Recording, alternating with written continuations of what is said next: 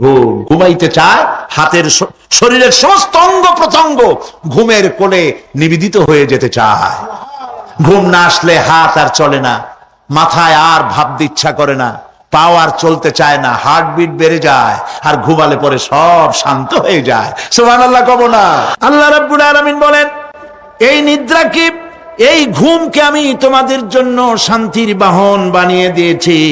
আলাম ইয়ারাউ আন্না জাআলনাল লাইলা লিয়াসকুনু ফীহি ওয়ান নাহারা মুবসিরান ইন্না ফী যালিকা লাআয়াতিন লিকাওমি ইউমিনুন।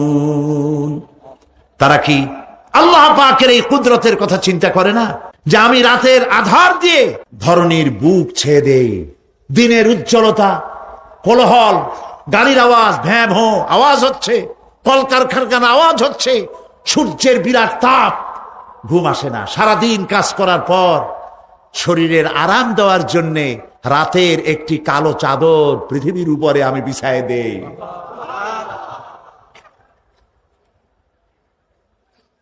আর মানুষ আরাম গ্রহণ করে, শুধু মানুষ না, সব প্রাণী আরাম গ্রহণ করে। সুবহানাল্লাহ। এবং এরপরে দিনের আলো দিয়ে উদ্ভাসিত করি, যেন বিশ্রামের পর নতুন করে আবার কাজের সমস্ত উদ্দীপনা নিয়ে নতুন করে কাজে ঝাঁপিয়ে পড়তে পারে। কয়েক ঘন্টা অথবা সারাদিন হাড় ভাঙা খাটুনি খেটেছে, রিক্সা চালায়ছে, গাড়ি চালায়ছে, আড়াই মনের বস্তা মাথায় করে টেনেছে, চিন্তা ভাবনা করেছে। এরপরে যখন এই লোকটি কয়েক ঘন্টা মাত্র নিদ্রা গেল, আরাম পেল, মস্তিষ্ক হালকা হয়ে গেল, হার্টবিট কমে গেল, হাতের পায়ের কর্মোদ্দীপনা বেড়ে গেল, নতুন করে আবার কাজ করার জন্য সুযোগ এসে গেল। দুনিয়ার মানুষকে কর্মক্ষম রাখার জন্য আল্লাহ পাক ঘুমকে বানিয়েছেন নিয়ামত। সুবহানাল্লাহ বলেন, وَمِنْ آيَاتِهِ مَنَامُكُمْ بِاللَّيْلِ وَالنَّهَارِ وَابْتِغَاءُ مِنْ فَضْلِهِ। আল্লাহ পাক বলেন, তোমাদের রাত আর দিনের বেলায় নিদ্রা যাওয়া, এবং এটাই হচ্ছে তার অনুগ্রহ। রাত আর দিনের নিদ্রা যাওয়ার পরে আমার অনুগ্রহ অর্থাৎ রিজেক তালাশ করার জন্য শরীরের ভিতরে, মনের ভিতরে, হাত পায়ের মধ্যে কর্মের উদ্দীপনা আমি তোমাদের দিয়ে দেই। মহাবিজ্ঞানী আল্লাহ রাব্বুল আলামিনের এই বিশাল কুদরত এবং দয়া, যে মানুষকে তিনি ক্লান্তি দূর করার জন্য তিনি ঘুম দিয়েছেন। আলহামদুলিল্লাহ বলি। অনেক মানুষ আছে ঘুমাইতে পারে না, ঘুমাবার জন্য ফেনার গান খায়, ঘুমাবার জন্য ভেলিয়াম খায়, সিডাক্সিন খায়, রিল্যাক্সিন খায়, কত অক্সিজেন, অক্সিজেন, কত কিছু খায়, তারপরেও ঘুম আসে না। এই ঘুম যার আসে না, বিরাট নিয়ামত থেকে বঞ্চিত। ঘুম একটি নিয়ামত, আলহামদুলিল্লাহ বলি, বিশাল নিয়ামত ঘুম। আল্লাহ যে সমস্ত নিয়ামত আমাদের জন্ম থেকে শুরু করে এ পর্যন্ত বডির মধ্যে দিছেন, মৃত্যুর আগে আল্লাহ যেন একটিও কেড়ে না নেন, বলি আমিন। আল্লাহ রাব্বুল আলামিনের পরে বলেন, ওয়াজআলনাল লাইলা লিবাসা ওয়াজআলনান নাহারা মাআশা। আর রাতকে করেছি আচ্ছাদন, আবরণ, দিনকে রুজি কামাবার জন্য ব্যবস্থা করে দিয়েছি। দিনের বেলা রুজি কামাবেন, দিনের বেলায় ঘুমায় থাকবেন না। বহুত মানুষ আছে সকালবেলায় ঘুম দিল, 12টা 1টা বাজে গেল। উর্দুতে ছোটবেলায় পড়েছিলাম, জিসনে সোয়া উসনে খোয়া, যে ঘুমাইলো সব সর্বনাশ করলো। অসময় ঘুমানো, অসময় ঘুমানো সর্বনাশ হয়ে যাবে সব। এই জন্য আল্লাহ পাক বলেছেন, দিনটারে বানাইছি রুজি কামাবার জন্য। রুজি কামাও, রুজি কামানো এটা একটা ইবাদত। রুজি কামানো কি? হালাল রুজি কামাবেন, ইবাদত। আপনি যে আপনার স্ত্রীকে একটা ব্লাউজ কিনে দেন, কাপড় চোপড়, প্রয়োজনীয় কসমেটিক্স কিনে দেন, আপনি যে বাজার ঘাট করেন, সব হালাল পয়সা যদি হয়, সাদকা দেওয়ার মতো সমান সওয়াব হবে। রুজি কামাইতে হবে, এটা আল্লাহ পাকের হুকুম, রুজি কামাও। ফাইদা কুদিয়াতিস সালাত ফান্তাশিরু ফিল আরদ ওয়াবতাগু মিন ফাদলিল্লাহ। সুবহানাল্লাহ বলেন। নামাজ যখন শেষ হয়ে গেল, ফাইদা কুদিয়াতিস সালাত, নামাজ যখন শেষ হয়ে গেল, ফান্তাশিরু ফিল আরদ, তখন জমিনে ছড়িয়ে পড়ো আর আমার অনুগ্রহ, রিস্ক অনুসন্ধান করো। সুবহানাল্লাহ। মসজিদে বসে বসে খালি তসবিহ টিপতে থাকো না, কাজের সময় কাজ করো। অফিস থেকে বলে আসছে জোহরের নামাজ পড়তে যাই, জোহরের নামাজ পড়িয়ে তারপর নফল পড়া শুরু করছে, এরপরে দোয়া দুরূদ পড়া শুরু করছে। 1 ঘন্টা অফিসের সময় নষ্ট করেছেন। ফরজ নামাজ, সুন্নত নামাজ পড়তে যতটুকুন লাগবে এর থেকে বেশি সময় নিলে বেতন হালাল হবে না। আপনি মিথ্যা কথা বলে, মিথ্যা ছুটি নিয়ে দিনের কাজ করতে পারেন না। আপনার রুজি হালাল হইতে হবে। আপনার নফল নামাজ পড়া দরকার, রাত পড়ে আছে, রাতের বেলা গিয়ে জনমের মতো নফল পড়েন, কে নিষেধ করবে? মনে থাকবে কথা। ওয়াজআলনা নাওমাকুম সুবাতা, আর আমি তোমাদের জন্য ঘুমকে করেছি শান্তির বাহন। মানুষের অঙ্গ প্রত্যঙ্গ প্রত্যেকটির কাজ ভিন্ন, প্রকৃতিও ভিন্ন। চোখ দেখে, কান শোনে, জিহ্বা স্বাদ গ্রহণ করে, নাক শোনে, নাক শোখে, মস্তিষ্ক চিন্তা ভাবনা করে। এ হলো প্রকৃতি। আর প্রত্যেকটি অঙ্গ প্রত্যঙ্গের রুচি আলাদা, কর্তব্যের মধ্যে বিরাট বৈষম্য। যেমন চোখ রঙিন এবং সুন্দর জিনিস দেখতে ভালোবাসে, ঠিক কিনা? বলেন ঠিক কিনা? একটা খারাপ জিনিসের দিক চোখ পড়লেই মানুষ তাড়াতাড়ি চোখ ফিরায় নেয়, ঠিক না? চোখ সুন্দর এবং রঙিন জিনিস দেখতে ভালোবাসে। কান সুমধুর সুর শুনতে ভালোবাসে, উৎসাহ বোধ করে। আর হাত নরম এবং মসৃণ জিনিসে স্পর্শ করতে উৎসাহ বোধ করে। নাক আতরের গন্ধ শুঁকতে ভালো লাগে। আর মন নতুন নতুন রঙিন ভাবনা ভাবতে চেষ্টা করে। বাড়ি বানাবো, বিল্ডিং বানাবো, ইন্ডাস্ট্রি করব, ছেলে বিয়ে দেবো, মেয়ে বিয়ে দেবো, অমুক জায়গায় বিরাট লোকের কাছে। ভাবতে ভাবতে ভাবের সাগরে হারিয়ে যায়। আর ভাবনার ভিতরে খেয়ালে যদি কেউ পোলাও পাকায়, বাস্তবে তা হোক আর না হোক, খেয়ালে মনে মনে যদি কেউ পোলাও পাকায়, তাহলে ঘিয়ের দাম যাই হোক না কেন তাতে কিছু আসে যায় না। মানুষ রঙিন রঙিন ভাবনা ভাবতে খুব মজা পায়। তাহলে আমি কি বুঝাইতে চাইলাম? চোখের কাজ, নাকের কাজ, মুখের কাজ, কানের কাজ, মনের কাজ, প্রত্যেকটি অঙ্গ প্রত্যঙ্গের ভিন্ন ভিন্ন কাজ আছে, ভিন্ন ভিন্ন রুচি আছে। প্রিয় ভাই সব, হযরত ওমর ফারুক রাদিয়াল্লাহু তাআলা আনহু তিনি একবার মসজিদ নববীর মধ্যে দেখলেন ফজরের সময়, জোহরের সময় তিনি দেখলেন ফজরে যাদের দেখলাম এক জায়গায় বসা 5-7টা লোক, জোহরে তো তাদেরই দেখতেছি। আসরের সময় দেখলেন ওইখানে বসা, মাগরিবেও দেখলেন, এশায়ও দেখলেন। এশার নামাজের পর তিনি প্রশ্ন করলেন, তোমরা কারা? বলল যে আমরা হলাম দূরের থেকে আসছি, মসজিদে নববী শ্রেষ্ঠ মসজিদ, এখানে বসে বসে আল্লাহর জিকির আজগার করি। তো আল্লাহর জিকির আজগার করো, নামাজ পড়ো, খাও কি? কাজে কিছু লোক আছে ওরা মেহেরবানি করে রান্না করে আনিয়া আমাদের খাওয়াইয়া যায়।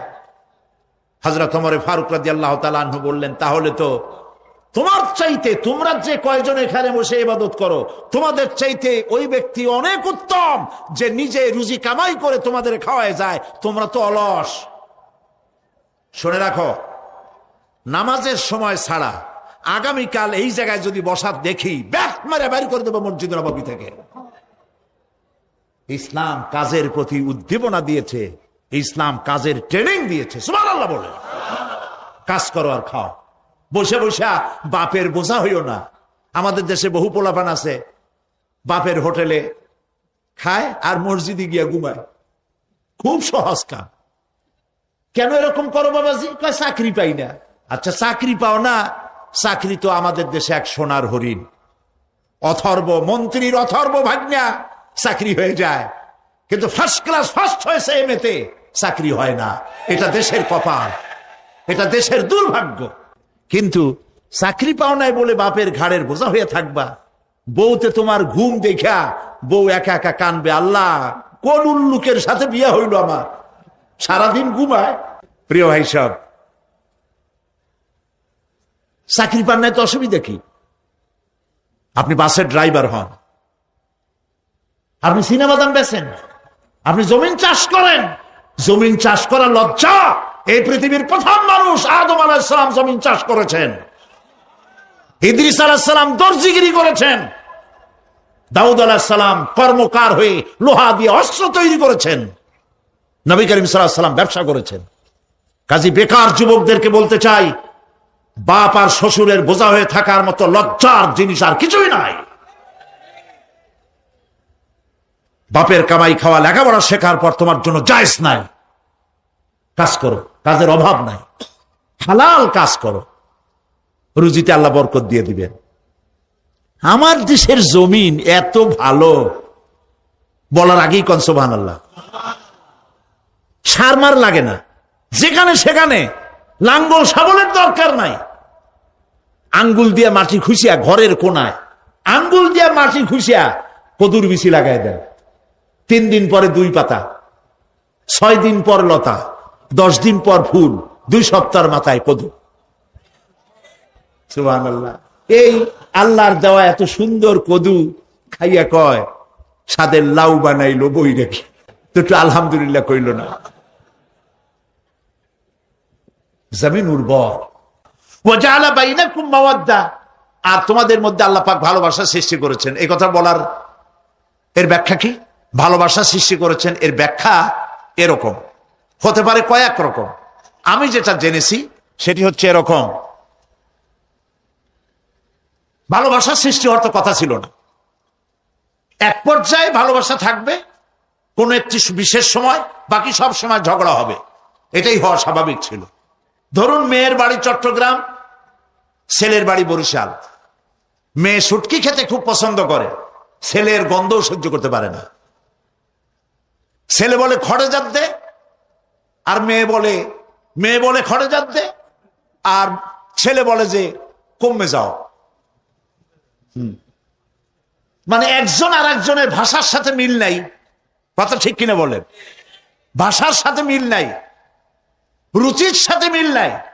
একজনের টক পছন্দ করে আর একজনের টক সহ্য করতে পারে না, আর একজনের শুটকি খায় আর একজনের শুটকি পছন্দ করে না।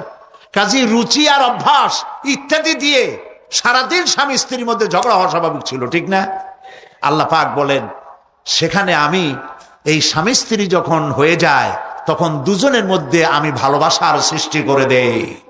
আর সে ভালোবাসা এমন পর্যায়ে চলে যায়, স্ত্রী তার স্বামীর জন্য জীবন দিতে চায়, স্বামী তার স্ত্রীর জন্য জীবনের সবকিছু উজাড় করে দিতে চায়।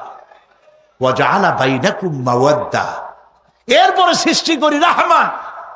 ওই ভালোবাসা ছিল যৌবন কেন্দ্রিক, বিশেষ এক উদ্দেশ্যকে সামনে রেখে। কিন্তু যখন যৌবনে ভাটি লাগলো তখন ওই উদ্দেশ্য আর থাকলো না। তখন আল্লাহ পাক বলেন এই সময় তো দুজনের মধ্যে রাগারাগি, খেসাখেসি ইত্যাদি হয়, স্বাভাবিক ছিল, কিন্তু তা হইল না। আমি রহমত দিলাম, করুণা দিলাম। এখন বুড়ারে ছাড়ে বাঁচে না, আর বুড়াও বুড়িরই ছাড়া বাঁচে না। তাও আমরা সুবহানাল্লাহ কব না। এইসব কথা শুনিয়া সুবহানাল্লাহ যদি বলানো লাগে কইয়া কইয়া, তাহলে তো বড় সমস্যার কথা। শুনলেন কি আর বুঝলেন না কি? প্রিয় ভাই সব, আমি বুঝতে পারছি আপনারা বলেন ঠিকই, তবে শুনতে শুনতে মোহমুগ্ধ হয়ে বলার সময় পান না। আলহামদুলিল্লাহ, বলি আলহামদুলিল্লাহ। তো আল্লাহ রাব্বুল আলামিন পরস্পরের মধ্যেই ভালোবাসা সৃষ্টি করলেন। এটি আল্লাহ পাকের আয়াত। এটা আল্লাহ পাকের কি বলুন? আয়াত মানে কি? নিদর্শন। আমার ভাইরা, আমার নিজের জীবনে এক দৃষ্টান্ত আমি প্রায় বলি লোকদেরকে। ছোটবেলায় মাদ্রাসা থেকে বাড়ি ফিরতেছি, তখন গয়নার নৌকা, লঞ্চ নাই, নৌকা। সেই নৌকা বিরাট লম্বা নৌকা, 4-5 জনে দাঁড় বায়, বড় বড় লম্বা লম্বা দাঁড়, ছিপ নৌকা, খুব লম্বা নৌকা। এই নৌকাগুলি প্যাসেঞ্জার বহন করে। স্টেশন আসতে পরে ঢোল পিঠায়, মানুষ এসে ওঠে। রাতের বেলায় চলতে হয়, রাতেই এগুলো চলতো বেশি, আজকাল এগুলি আর নাই। সেই নৌকার মাঝখানে থাকতো বাঁশ পোতা, 2 দিকে মানুষ শোবে, নৌকার 2 দিকে মাথা দিয়ে, 1 দিকে পা দিয়ে শোবে। ছাত্র জীবন, শুয়ে আছি এরকম করে, কিন্তু পা লম্বা করা যায় না। পা লম্বা করলে আর একজনের বুকের উপরে গিয়ে ওঠে। এভাবে করে পা কতক্ষণ গোটো করে রাখা যায়? কিছুক্ষণ পর মনের মধ্যে চিন্তা জাগলো যে আল্লাহ, হাঁটুতে তো ব্যথা করতেছে, এই হাঁটুগুলি যদি নাট বল্টুর মতো মোড়ায় মোড়ায় খোলার সিস্টেম করে দিতে, তাহলে তো এখন কষ্ট হতো না। ঠ্যাংডারে মোড়াইয়া খুলিয়া তারপরে ব্যাগের মধ্যে ভরিয়া বালিশের কাজ হতো, ঠ্যাংও ব্যথা করতো না। ছাত্র হলে যত চিন্তা মাথার মধ্যে আসে, এইসব চিন্তা, কেনুর মধ্যে একটা মুড়ি প্যাঁচ হলে ভালো হইতো, এইসব চিন্তা করতেছে। চিন্তা করে করে এক ফাঁকে ঘুম এসে গেল। সকালবেলায় নৌকা যখন ফিরেছে স্টেশনে, ঘুম ভেঙে গেল যাত্রীদের চিৎকারে। একজন বলছে আমার মানি ব্যাগ চুরি হয়েছে, আর একজন বললো আমার হ্যান্ড ব্যাগ গেছে, আর একজন বলছে আমার ব্রিফ কেস গেছে, চোরে নিয়ে গেছে। ওরা তো যার যার হারানো জিনিস নিয়ে ব্যস্ত। আমি তখন তওবা করতেছি যে আল্লাহ, আমার বুদ্ধিমতো যে বুদ্ধি রাত্রে করলাম, এই বুদ্ধিমতো যদি মানুষের হাতে এবং কেনুতে থাকতো নাট বল্টুর মতো করে মুড়ি পেঁয়াজ দেওয়া, আর ওইগুলি যদি থাকতো ব্রিফকেসের মধ্যে, হ্যান্ডব্যাগের মধ্যে, তাহলে তো সকালবেলায় শুনতাম কেউ বলতো যে আল্লাহ আমার তো ঠ্যাং চুরি হয়ে গেছে, কেউ বলতো আমার তো হাত চুরি হয়ে গেছে। আল্লাহ আল্লাহ আল্লাহ আল্লাহ, আল্লাহু আকবার। আল্লাহ সুবহানাহু ওয়া তাআলা কি সুন্দর করে তৈরি করেছেন। এত হাল তারা মিন ফুতুর, আমার সৃষ্টি নৈপুণ্যতার ভেতরে কোনো ভুল দেখতে পাও? কোনো ভুল পাবে না। আমার সৃষ্টি নৈপুণ্যতার ভেতরে কোনো ভুল নাই। সুবহানাল্লাহি বিহামদিহি, সুবহানাল্লাহি বিহামদিহি। এত সুন্দর করে আল্লাহ সুবহানাহু ওয়া তাআলা মানুষ সৃষ্টি করলেন। খলাকাল ইনসান আল্লামাহুল বায়ান, তিনি মানুষকে কথা বলা শিখিয়েছেন, তিনি মানুষকে সৃষ্টি করেছেন এত সুন্দর করে, চামড়া দিয়ে, সুন্দর করে চোখ দিয়ে, চুল দিয়ে, মুখ দিয়ে, কি সুন্দর করে বানিয়েছেন। সুবহানাল্লাহ। দেখুন, পায়ের তালুর চামড়া একরকম, তলার চামড়া আর এক রকম, বুকের চামড়া একরকম, পিঠের চামড়া আর এক রকম, ঠিক কিনা কর?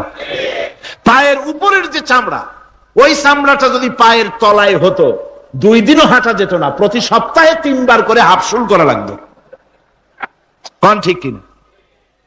আল্লাহ সুবহানাহু ওয়া তাআলা যেখানে যেটা দরকার তাই দিয়েছেন। আর ওরা বলে কি, কয় যে আল্লাহ নাই, দেয়ার ইজ নো গড। ছাগল কোথাকার। গ্যাগারিন বলেছেন, ইউরি গ্যাগারিন প্রথম মহাশূন্যচারী, মহাশূন্য পরিভ্রমণ করে এসে বললেন যে মহাশূন্যের লক্ষ লক্ষ মাইল পরিভ্রমণ করে এলাম। মহাশূন্যে হিন্দুরা যাকে ভগবান বলে, খ্রিস্টান যাকে গড বলে, মুসলমানেরা যারা আল্লাহ বলে, এই লক্ষ লক্ষ মাইলের কোন জায়গায় অস্তিত্ব দেখলাম না। কিসের আল্লাহ, কিসের গড? নাউযুবিল্লাহি মিন যালিক। কত বড় ছাগল! তুমি দেখ আল্লাহ রে, তুমি তো নিজের শরীরই নিজে দেখো না। আমরা কি আমাদের নিজের শরীরটা দেখি? আয়নার সাহায্য ছাড়া হাতটা কেমন, হিপটা কেমন, ব্যাকটা কেমন, পেছনের উরুটা দেখতে কেমন, আজ পর্যন্ত আয়নার সাহায্য ছাড়া দেখতে পারি নাই। নিজের শরীরটাই দেখতে পারি নাই, আর এই শরীরের স্রষ্টাকে দেখতে চাই। সাহস তো কম না পাগলের। আল্লাহ সুবহানাহু ওয়া তাআলা তিনি মানুষকে সৃষ্টি করেছেন, কত সুন্দর করে তিনি বানিয়েছেন। একবার লক্ষ্য করে দেখো, শুকরিয়া আসবে আল্লাহর দরবারে, মাথা নত হয়ে আসবে। কি সুন্দর করে আল্লাহ পাক বানিয়েছেন। মানুষের শরীরে কিডনি লাগবে 2টি, কিডনি লাগবে 1টা। কিডনি কি? কিডনি হচ্ছে আপনার পেশাবকে ছেঁকে বের করে দেয়, একটা দারুণ জিনিস আপনার শরীরের জন্য। কিডনি যদি ইনঅ্যাক্টিভ হয়ে যায়, হাত পায়ে পানি এসে হাত পা ফুলে আপনি মৃত্যুর দিকে এগোতে থাকবেন। এই কিডনি, এই ছাকনি মাত্র 1টা হলে চলে, কিন্তু আল্লাহ পাক ছাকনি, এই কিডনি দিয়েছেন 2টো। কটা দিলেন? 2টো। একটা যদি কখনো ডিসঅর্ডার হয়ে যায়, আর একটা দিয়ে যেন আমার বান্দা কাজ চালায় নিতে পারে। সুবহানাল্লাহ বিহামদিহি, সুবহানাল্লাহ। চোখ তো একটা হলেও হয়, কিন্তু আল্লাহ চোখ দিলেন 2টো। কটা দিয়েছেন? 2টো চোখ দিয়েছেন, 2টো কান দিয়েছেন। আমি অবাক হয়ে গিয়েছি যখন আমার ছেলের চিকিৎসা চলতেছিল সিঙ্গাপুর মাউন্ট এলিজাবেথ হসপিটালে। 7টা অপারেশন হয়েছে। আমার ছেলে কারিবুল মত, একেবারে মৃত্যুর দুয়ারে চলে গিয়েছিল। 7টি অপারেশন, 40 ব্যাগ রক্ত লেগেছে। 2.5 ফিট তার ইন্টেস্টাইন কেটে ফেলেছে, 2.5 ফিট খাদ্যনালী কেটে ফেলে দিয়েছে। আমি ডাক্তারকে জিজ্ঞেস করলাম, সার্জনকে, 2.5 ফিট তার খাদ্যনালী তুমি কেটে ফেললে, তা আমার এই ছেলে খেয়ে হজম করবে কি করে? তার খাওয়াটা প্রবলেম হবে না? ডাক্তার আমাকে যা বলল, শোনা মাত্র আমার চোখে পানি এসে গেল। ডাক্তার বলল, তুমি জানো না আমি তো মাত্র 2.5 ফিট কেটেছি। তোমার স্রষ্টা, এই পৃথিবীর স্রষ্টা মানুষ যিনি সৃষ্টি করেছেন, প্রত্যেক মানুষের পেটের ভিতরে এই খাদ্য নালীকে রব্বুল আলামিন 22 ফিট লম্বা করেছেন। আমি তো মাত্র 2.5 ফিট কেটেছি। কোন প্রয়োজনে যদি কাটতে কাটতে আরো কাটা হয়, 10 ফিটও কাটা হয়, কষ্ট হবে না। সুবহানাল্লাহ বিহামদিহি। তার শ্বাস নেওয়ার জন্য, প্রশ্বাস নেওয়ার জন্য কি ব্যবস্থা আল্লাহ পাক করেছেন। হার্ট, মানুষের হার্ট বিট হচ্ছে, এটাকে হার্ট বিট যেটা হয়, সংকোচন সম্প্রসারণ। এই যে মানুষ, ডাক্তাররা বলে রোগী হার্ট অ্যাটাক করেছে, হার্ট অ্যাটাক করেছে। হার্ট অ্যাটাক করলো, অ্যাটাকটা কি? অ্যাটাকটা হচ্ছে সংকোচন সম্প্রসারণ, সংকোচন সম্প্রসারণ, এরকম হচ্ছে। ফট করে এটা অ্যাটাক করলো, আর যদি ছেড়ে না দেয় এটাই অ্যাটাক করা, এটাই তার জীবনটা শেষ হয়ে যাওয়া। ডাক্তাররা বলেছেন যে মানুষের শরীরের সবকিছু চিন্তা করে, গবেষণা করে বহুত কিছু বুঝেছি, কিন্তু হার্টটা এরকম পাঞ্চিং কেন করে, এই জিনিস আজও পর্যন্ত আমাদের মাথায় ঢোকে নাই। সুবহানাল্লাহ। আল্লাহ পাক কি সুন্দর করে এই পাঞ্চিং এর মাধ্যমে, হার্ট যে এভাবে করতেছে, এই পাঞ্চিং এর মাধ্যমে সমস্ত শরীরের রক্তগুলি পা থেকে শুরু করে মাথা পর্যন্ত সব ছড়িয়ে দেওয়া হচ্ছে, এভাবে এভাবে ছড়িয়ে দেওয়া হচ্ছে, যাতে করে মানুষ জীবিত থাকে, শরীরের রক্ত গরম থাকে, হিম শীতল হয়ে মানুষ যেন মারা না যায়। এই জন্য আল্লাহ সুবহানাহু ওয়া তাআলা এত সুন্দর ব্যবস্থা করেছেন। এক সময় আঘাত পেয়ে অনেকগুলি রক্ত যদি পড়ে যায়, মানুষ রক্ত শূন্যতায় মরবে না, আবার খানিকটা রক্ত রিজার্ভ থাকে, আল্লাহ পাক রিজার্ভ করে রাখেন। স্পঞ্জের ভিতরে পানি থাকলে উপর থেকে টের পাওয়া যায়, ওরকম খানিকটা রক্ত আল্লাহ শরীরের ভিতরে রিজার্ভ করে গেছেন। এই জন্য বড় বড় ডাক্তাররা, বড় বড় ডাক্তার, বড় বড় বিজ্ঞানী কখনোই নাস্তিক হয় না। এই সব দৃশ্য দেখে তারা মনে করে নিশ্চয়ই একজন কেউ আছেন যিনি এগুলি তৈরি করেছেন, এগুলি এমনে এমনে হয় নাই। যিনি তৈরি করেছেন তিনি কে? তিনি হচ্ছেন আল্লাহ সুবহানাহু ওয়া তাআলা। তিনি এগুলি সৃষ্টি করেছেন, তিনি এগুলি তৈরি করেছেন। ওই আল্লাহ পাকের কাছেই আমাদের সকলকেই ফিরে যেতে হবে। আল্লাহ রাব্বুল আলামিন তিনি বলছেন, আমি মানুষ সৃষ্টি করেছি, খালাকাল ইনসানা আল্লামাহুল বায়ান। মানুষ সৃষ্টি করেছি, শুধু মানুষকে সৃষ্টি করি নাই, আমি আবার তার জোড়াও তৈরি করে দিয়েছি। মানুষ একা একা না, পৃথিবীতে সব জোড়ায় জোড়ায় তৈরি করেছি। উদ্ভিদের মধ্যে জোড়া তৈরি করেছি, প্রাণী জগতের মধ্যে জোড়া তৈরি করেছি। এই দুনিয়ার ভিতরে যা কিছু আছে, উদ্ভিদ হোক আর মানুষ হোক, প্রাণী জগৎ হোক, সবগুলিকে আমি আল্লাহ জোড়া বানাইছি, জোড়ায় জোড়ায় নর এবং নারী সবগুলির মধ্যে করে দিয়েছি। ওয়া মিন আয়াতিহি আন খালাকা লাকুম মিন আনফুসিকুম আজওয়াজান লিতাসকুনু ইলাইহা ওয়া জাআলা বাইনাকুম মাওয়াদ্দাতান ওয়া রাহমা। আল্লাহ রাব্বুল আলামিন বলেন, আমার অগণিত নিদর্শনের ভিতরে এটাও একটি নিদর্শন যে আমি তোমাদের থেকে তোমাদের জোড়া তৈরি করেছি, তোমাদের স্ত্রীদেরকে তৈরি করেছি, যাতে করে তোমরা তাদের কাছে শান্তি পাও। আর তোমাদের মধ্যে ভালোবাসা সৃষ্টি করেছি, মহব্বত সৃষ্টি করে দিয়েছি। আর পরিণত বয়সে এই মহব্বতকে আমি আল্লাহ করুণার সহৃদয়তায় পরিণত করে দেই। তোমার থেকে তোমার জোড়া নারী সৃষ্টি করেছি, স্ত্রী। সেই স্ত্রীর কাছে তুমি তোমার স্বস্তি শান্তি ফিরে পাবে। আর যখন বৃদ্ধ হয়ে যাবে, তখন এই ভালোবাসাটা আমি করুণা আর মহব্বতের মধ্যে পয়দা করে দেই। এর দ্বারা এই ভালোবাসা এবং মহব্বতের মাধ্যমে সন্তান সন্ততি পৃথিবীতে আসে, নাতি আসে, পৌত্র আসে, পৌত্রী আসে, এভাবে করে আত্মীয় স্বজন পরিবেষ্টিত অবস্থায় দুনিয়ায় মানব বংশ আমি এভাবে করে বৃদ্ধি করি। আর এরপরে মানব সৃষ্টি করে মানুষকে এক পরিবেশ সৃষ্টি করে দিয়ে তাকে কথা বলারও আমি ভাষা শিখিয়েছি। আল্লামাহুল বায়ান। মানুষকে আমি কি শিক্ষা দিয়েছি? কথা বলতে আমি শিক্ষা দিয়েছি। কথা বলার কারণে মানুষ মানুষ, আর কথা বলতে পারে না বলে মানুষের সাথে পশুর সাথে এই বিরাট পার্থক্য। পশু কথা বলতে পারে না, মানুষ কথা বলতে পারে। কথা বলা হচ্ছে মানুষের একটা বিশেষ বৈশিষ্ট্য। আরে বায়ান শব্দের অর্থ শুধু কথা নয়, বায়ান শব্দের অর্থ হচ্ছে চেতনা, বুদ্ধি, অনুভূতি, প্রজ্ঞা, মেধা, চিন্তা, বিবেচনা, ইচ্ছা শক্তি, প্রতিরোধ শক্তি, এ সবগুলি বয়ানের ভিতরে সীমাবদ্ধ। যে আমি বয়ান শিক্ষা দিয়েছি, তার মানে এতগুলি জিনিস আমি তোমার মধ্যে আমি সৃষ্টি করে দিয়েছি মানুষের মধ্যে। এরপরে এ বয়ান একটি শিক্ষা।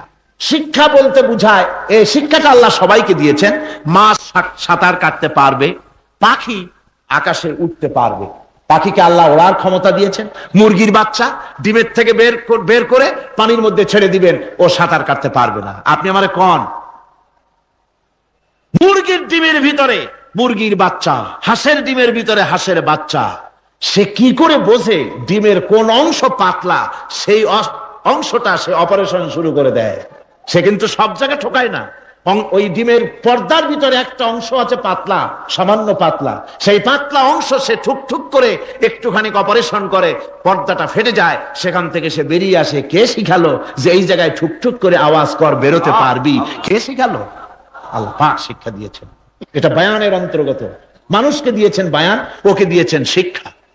হাঁসের বাচ্চা পানির ভিতরে ছেড়ে দিলে ওকে সাঁতার কাটতে হবে, কে শিখালো? আল্লাহ পাক। বাতাসে পাখিরা উড়ে বেড়ায় ডানা মেলে। আওয়ালাম ইয়ারাও ইলা তায়রি সাফাতিন ওয়া ইয়াকবিদনা মা ইউমসিকুহুন্না ইল্লার রহমান। দেখে নাকি তারা পাখিটি কেমন মেলি দুটি লঘু ডানা উড়িয়া বেড়ায়, শূন্যের পরে নাহি তার কোনো মানা। আবার সে ডানা গুটাইয়া চলে কিন্তু পড়ে না তবু, বলকে বাতারে শূন্যে রাখিছে ভিন্ন সে এক প্রভু। প্লেনের মতো, এরোপ্লেনের মতো দেখছেন না পাখিগুলি এরকম এরকম করে ওড়ে। আবার কখনো উঠতে গিয়ে আর ডানা দোলায় না, দুটো ডানা শরীরের সাথে মিশাইয়া একেবারে রকেটের মতো উড়ে চলে যায়, কিন্তু পড়ে যায় না। কে তাকে শূন্যের উপরে রেখেছে? জোরে কন, কে রেখেছে? এই ট্রেনিং আল্লাহ পাক তাকে দিয়েছেন। আল্লাহ পাক তাকে এই শিক্ষা দিয়েছেন। এই শিক্ষা, পানিতে সাঁতার কাটবে মাছ, বায়ুতে ভেসে বেড়াবে পাখি, তারপরে মানুষের চোখের পলক পড়বে, পাকস্থলী হজম করবে, এসব শিক্ষা আল্লাহই দিয়েছেন। প্রত্যেকটা জিনিসকে সৃষ্টি করেছেন, আর তার কাজটাও কিভাবে হবে তাও আল্লাহ পাক শিখিয়ে দিয়েছেন। এই জন্য শুধুমাত্র এই শিক্ষাটুকুনি নয়, মূল শিক্ষা হচ্ছে আল্লামাহুল বায়ান। এর আসল অর্থ হলো মানুষের জ্ঞানের পূর্ণতার জন্য আল্লাহ পাক বায়ান দিয়েছেন। সে বায়ান হচ্ছে কোরআনে কারীম। সে বায়ান কি? কোরআন। এই কোরআন হচ্ছে মানুষের জ্ঞানের পূর্ণতা। কোরআন দিয়েই মানুষের জ্ঞান পরিপূর্ণ হয়। ওমা উতীতুম মিনাল ইলমি ইল্লা কালিলা। তোমাদেরকে খুব সামান্যতম জ্ঞান দেওয়া হয়েছে। আসল জ্ঞানের মালিক কে? আল্লাহ সুবহানাহু ওয়া তাআলা। আল্লাহ রাব্বুল আলামিন বলেন, আশ-শামসু ওয়াল কমারু বিহুসবান ওয়ান নাজমু ওয়াশ-শাজারু ইয়াসজুদান। সূর্য এবং চন্দ্র একটা বিরাট একটা হিসাবের অনুসরণে বাধ্য। সূর্য আর চন্দ্র একটা হিসাবের অনুসরণে বাধ্য, এর ব্যতিক্রম হওয়ার কোনো উপায় নাই। সূর্য এবং চন্দ্র তার আপন আপন কক্ষপথে ঘুরবে, ইচ্ছে মাফিক সূর্য চন্দ্র ঘুরতে পারবে না। 12টার সময় সূর্য এসে বলতে পারবে না, বেটা রাত ছট, আমি এখন উদিত হব। পারবে? পারবে না। দিনের দুপুরের সময় রাত এসে মাথা চাড়া দিয়ে জাগাতে পারবে না, দিন সরে যা, আমি এখন সবটাকে রাত বানায় দেব, পারবে না। চন্দ্র এবং সূর্য একটা নির্ধারিত একটা হিসাবের অনুসরণে তারা রয়েছে। আর এই হিসাবের নিয়ম, কঠোর হিসাবের নিয়মতান্ত্রিকতার ভেতরে থাকার কারণেই মানুষের জন্য চন্দ্র, মাস, বছর ইত্যাদি গণনা মানুষের জন্য আল্লাহ সহজ করে দিয়েছেন। আল্লাহ পাকের নবীর কাছে জিজ্ঞাসা করা হচ্ছে, ওয়ায়াসআলুনাকা আনিল আহিল্লাম। ও নবী, আপনাকে প্রশ্ন করা হয় চাঁদ সম্পর্কে। কাফেররা প্রশ্ন করেছে, চাঁদের ক্রমবর্ধমান ক্রমহ্রাস কেন? চাঁদ বাড়ে কেন, কমে কেন? আপনারে জিজ্ঞাসা করা হয়, আপনি জবাবে বলুন, কুল হিয়া মাওয়াকিতু লিন্নাস। বলুন, এ চাঁদ হচ্ছে মাস, দিন, বছর গণনা করার জন্য, গোটা পৃথিবীবাসীর জন্য আমি একটা স্থায়ী ক্যালেন্ডার আকাশে ঝুলায় রাখছি। জোরে কোন সুবহানাল্লাহ। বিনা পয়সার ক্যালেন্ডার কে ঝুলায় রাখছেন? আল্লাহ সুবহানাহু ওয়া তাআলা তিনি ঝুলিয়ে রেখেছেন এই ক্যালেন্ডারকে, আর এই চন্দ্র সূর্য নিজের ইচ্ছা মাফিক চলতে পারে না। আল্লাহ পাক কোরআনে কারিমে বলেছেন, আফা গায়রা দীনিল্লাহি ইয়াবগুন ওয়া লাহু আসলামা মান ফিস সামাওয়াতি ওয়াল আরদি তাওআন ওয়া কারহা। তোমরা কি আমার দেওয়া জীবন ব্যবস্থা ছেড়ে দিয়ে মানুষের তৈরি করা, অন্যের তৈরি করা মতবাদ গ্রহণ করতে চাও? ওয়ালাহু আসলামা মান ফিস সামাওয়াতি ওয়াল আরদ, অথচ আকাশে যা কিছু আছে, জমিনে যা কিছু আছে, সব আমার কি করছে? আমার হুকুম মেনে, আমার আনুগত্য করে তারা চলছে। আনুগত্যের সামনে মস্তক অবনত করে দিয়েছে। তাই তো আমরা দেখতে পাই তাল গাছে কোনোদিন বেল হয় না। হয়? তাল গাছে বেল হয়? নারকেল গাছে আম হয়? নিম গাছে লিচু হয়? হয় না। আল্লাহর সুন্নতের ভিতরে কোনো পরিবর্তন পাওয়া যাবে না। দেখুন, বঙ্গোপসাগরের পানি মিষ্টি না নোনা? সবাই বলুন, মিষ্টি না নোনা? বঙ্গোপসাগরের নোনা পানি জোয়ারের টানে এই বঙ্গোপসাগরের নোনা পানিগুলি পদ্মা মেঘনা যমুনার ভিতরে প্রবেশ করে মিষ্টি পানির ভিতরে, আবার ভাটির টানে পদ্মা মেঘনা যমুনার পানিগুলি, মিষ্টি পানিগুলি নোনা পানির মধ্যে গিয়া ঢোকে। মাঝখানে কোনো পার্টিশন নাই। নোনা পানি মিষ্টি পানির এলাকাকে নোনা বানাতে পারে না, আবার মিষ্টি পানিগুলি গিয়া নোনা পানিগুলিরে মিষ্টি বানাইতে পারে না। কার হুকুম পালন করে? কার হুকুম? النجم والشجر يسجدان والسماء رفعها ووضع الميزان। তারকা বৃক্ষরাজি সব সেজদায় রত। তারাই সেজদা দেয় কারে? কারে সেজদা দেয়? চাঁদ সেজদা করে কাকে? সূর্য করে কাকে? গাছপালা করে কারে? আল্লাহ পাককে সেজদা করে সবাই। সমস্ত সৃষ্টি জগতের কাজ হলো তিনটা। সৃষ্টি জগতের কাজ কয়টা? তিনটি কাজ। একটা কাজ হচ্ছে সৃষ্টি জগৎ মহান আল্লাহর উদ্দেশ্যে সিজদা করবে, তার হামদ করবে, তার তাসবিহ করবে। তিনটা কাজ, সিজদা করবে, হামদ করবে, তাসবিহ করবে। এই তিনটা কাজ হচ্ছে সৃষ্টি জগতের। গোটা পৃথিবীর সবকিছু আল্লাহ পাককে সিজদা করছে। কোরআনে কারিমে রব্বুল আলামিন বলেন, وَلِلَّهِ يَسْجُدُ مَنْ فِي السَّمَاوَاتِ وَالْأَرْضِ طَوْعًا وَكَرْهًا وَظِلَالُهُمْ بِالْغُدُوِّ وَالْآصَالِ। আল্লাহ পাক বলেন, আকাশে যা কিছু আছে, জমিনে যা কিছু আছে, সব কিছু আমার সেজদা করে। এমনকি গাছগুলি, গাছও আমার সেজদা করে। গাছগুলি সকাল বেলায় গাছের ছায়া সকাল বেলায়, আর বিকাল বেলায় নিজের ছায়া লম্বা করে দিয়ে আমার সামনে সেজদায় পতিত হয়ে যায়। গাছগুলি আমাকে সেজদা করে। তারকা সমূহ, চন্দ্র সূর্য সব আমাকে সেজদা করে। ওয়ালিল্লাহি ইয়াসজুদু মা ফিস সামাওয়াতি ওয়া মা ফিল আরদ মিন দাব্বাতিন ওয়াল মালাইকাতু ওয়া হুম লা ইস্তাকবিরুন।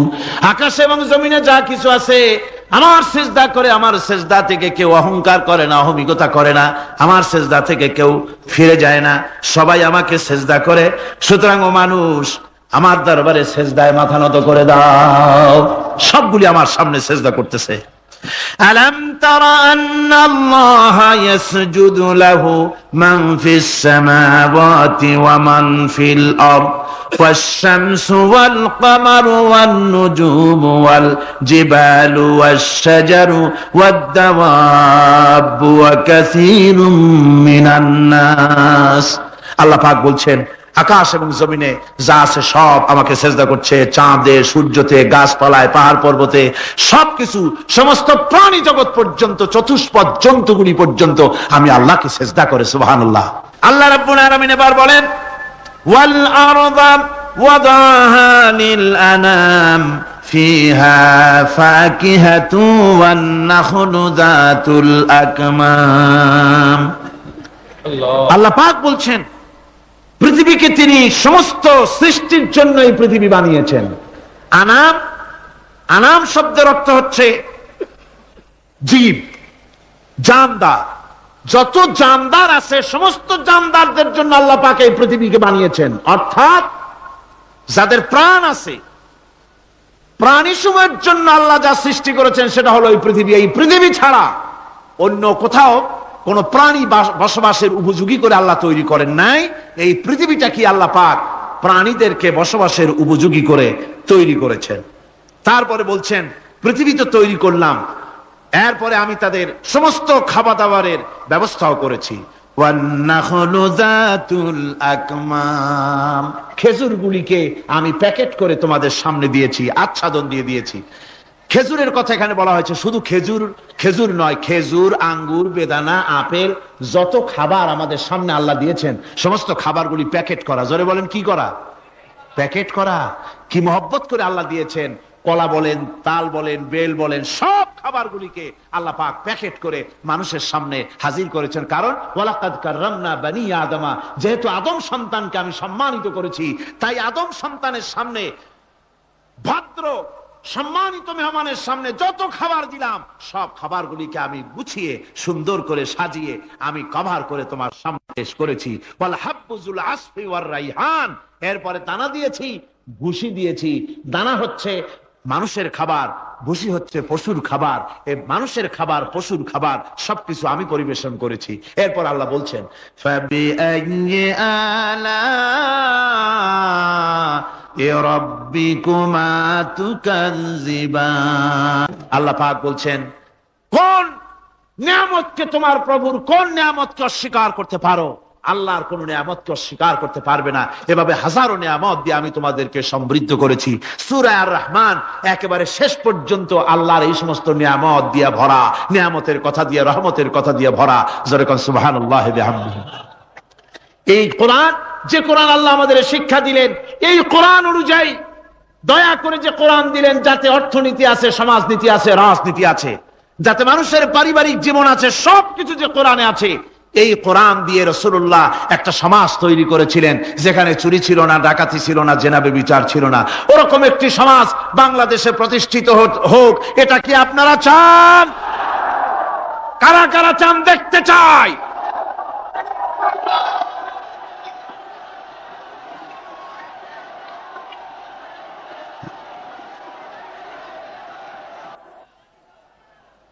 আলহামদুলিল্লাহ, সবাই কোন আলহামদুলিল্লাহ। আদব রক্ষা করুন, আদব রক্ষা করুন, তাড়াতাড়ি বসুন, তাড়াতাড়ি। আলহামদুলিল্লাহ। আমি বুঝছি ওই এক বুড়ি আছাড় খেয়ে পড়ে গেছিল, বললো যে পড়লাম যখন তুমি একটু পান খাইয়ে নি, মানে স্লোগানের সুযোগ যখন পাইলাম একটু দাঁড়ায় কোমরটা সোজা করে নি। মন্দ না, ভালোই করেছে। আল্লাহ পাক বলছে খলাকাল ইনসানা আল্লামাহুল বায়ান, আমি মানুষকে সৃষ্টি করেছি। দেখো তোমার নিজের দিকে তাকাও। ফালয়ানজুরিল ইনসানু মিম্মা খুলিক, কিভাবে মানুষ তোমাকে সৃষ্টি করা হলো একবার তাকায় দেখো, তোমার শরীরের দিকে একটু তাকায় দেখো তো কেমনে আমি বানাইলাম, কিভাবে তৈরি করলাম, লক্ষ্য করো। এই যে মাথা, এই মাথাটার ভিতরে আছে মগজ, ব্রেইন। বিজ্ঞানীরা বলেছেন এতে 1000 মিলিয়ন নার্ভ সেলস আছে। এর মধ্যে 1000 মিলিয়ন নার্ভ সেল। সেল হচ্ছে CELL, সেল। সেল মানে কোষ।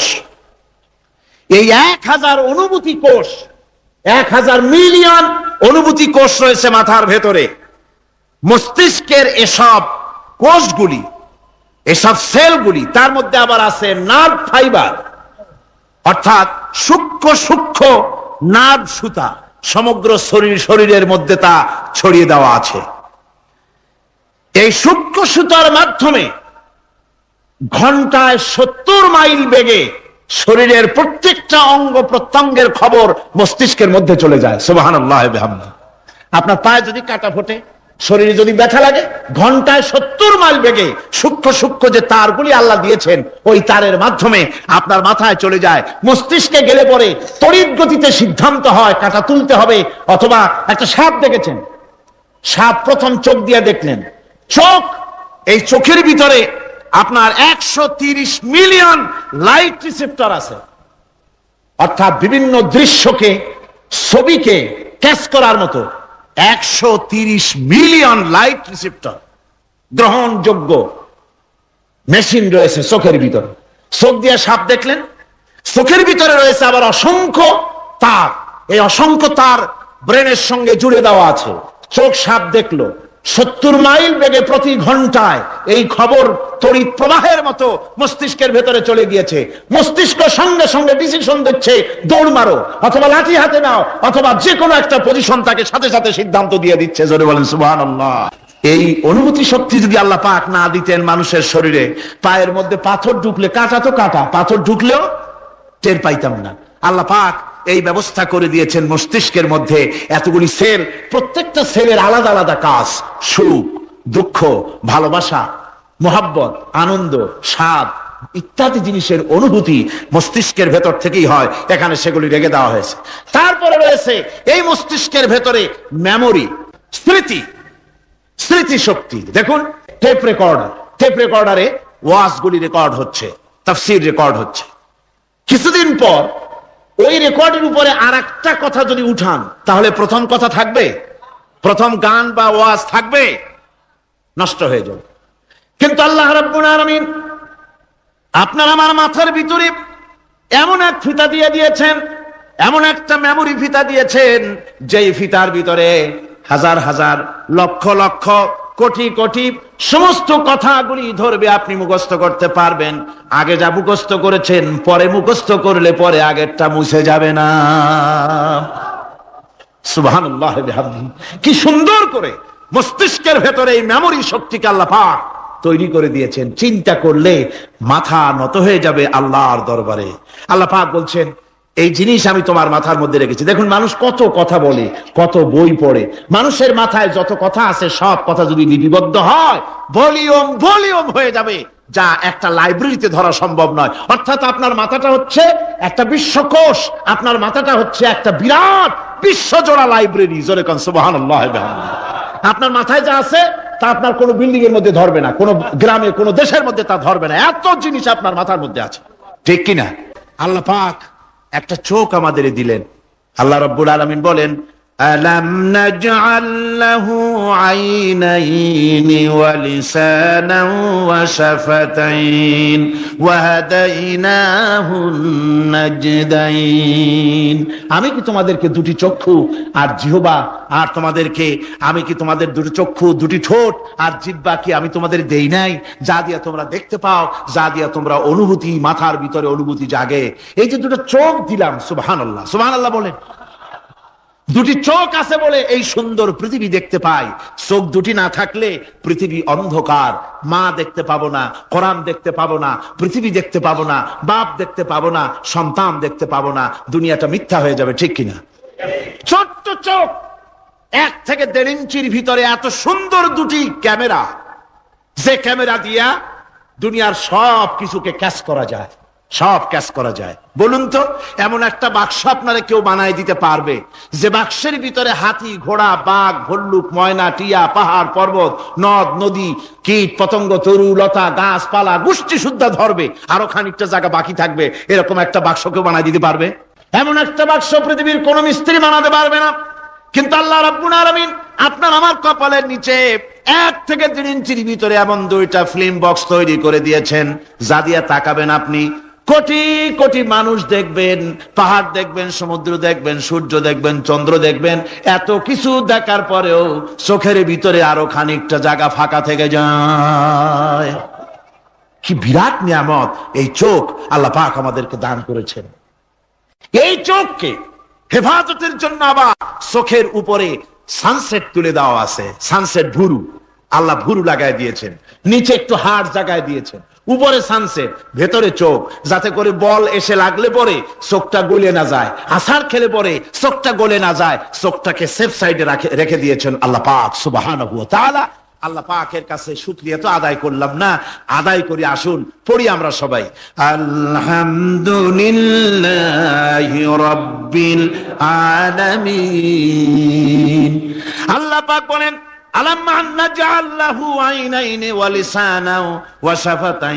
জিহ্বা দিলাম আমি তোমাকে, এই জিহ্বার ভিতরে 3000 আস্বাদন স্তর আছে। বিজ্ঞানীরা বলেছেন একটা জিহ্বার মধ্যে 3000 আস্বাদন স্তর আছে। প্রত্যেকটা স্তরের সাথে মস্তিষ্কের সাথে তার লাগানো আছে। জিহ্বায় সব জিনিসের টেস্ট নেবেন, আর তার অনুভূতি, তার স্বাদটা ওখানে টের পাবে মস্তিষ্কের ভেতরে। এই জিহ্বা আল্লাহ পাক দান করে দিলেন মুখের মধ্যে। সুবহানাল্লাহি বিহামদিহি। সব রকমের স্বাদ পান না একরকম? জিলাপির স্বাদ একরকম, রসগোল্লার স্বাদ আর এক রকম, ছানার স্বাদ আর এক রকম, বেলের স্বাদ একরকম, তালের স্বাদ আর এক রকম, মুরগির স্বাদ একরকম, খাসির স্বাদ আর এক রকম, লোট্টা ফিশের স্বাদ একরকম, শুটকির স্বাদ আর এক রকম, কোরাল মাছের স্বাদ আর এক রকম, শাকের স্বাদ আর এক রকম। হাজার হাজার খাদ্য দ্রব্যের স্বাদ এক জিহ্বা দিয়ে আল্লাহ রব্বুল আলামিন নেওয়ার তৌফিক দিলেন। খালাকাল ইনসান, কি সুন্দর করে মানুষ বানালাম। দেখিস না, শুকরিয়া আদায় করিস না, এগুলি দেখবি আর শুকরিয়া আদায় করবি কি সুন্দর করে আমি আল্লাহ তোমাকে সৃষ্টি করেছি। শুধু তাই নয়, আল্লাহ পাক বলেন, ইয়া আইয়ুহাল ইনসানু মা গাররাকা বিরাব্বিকাল কারীম। ও মানুষ, কোন জিনিস তোমাকে ধোঁকায় ফেলে দিল তোমার মহান প্রভুর ইবাদত থেকে, গোলামি থেকে? কোন জিনিস তোমারে ধোঁকায় ফেলে দিল? কেন ধোঁকায় পড়ে গেলে? আল্লাহ রাব্বুল আলামিন তাই বলেন, ইয়া আইয়ুহাল ইনসানু মা গাররাকা বিরাব্বিকাল কারীম। কোন জিনিস তোমাকে ধোঁকায় ফেলে দিল ওই মহান আল্লাহ রাব্বুল আলামিনের ইবাদত থেকে, গোলামি করা থেকে? কি সুন্দর করে বানালাম। যে সৈন্যদেরকে তোমরা দেখতে পাও না, এভাবে করে রব্বুল আলামিন মুমিনদের বিপদে আপদে মুসিবতে সব সময় আল্লাহ পাক মুসলমানদেরকে সাহায্য করেছেন। যারা বলেন সুবহানাল্লাহ, মুমিনদের সাহায্যকারী আল্লাহ। তাই ইসলামী আন্দোলনের সাথে যারা আছে, যারা কর্মী, যারা নেতা, যারা মুমিন, যারা ঈমানদার, মেঘের মতো প্রচন্ড কালো মেঘ হয়ে চতুর্দিক থেকে অন্ধকারের মতো শেষ বিপদ, কোন বিপদ না, আল্লাহ পাক সাহায্যকারী। কে সাহায্যকারী? তোরা বলেন সাহায্যকারী কে? আল্লাহ সুবহানাহু ওয়া তাআলা, তিনি সাহায্যকারী, ভয় নাই।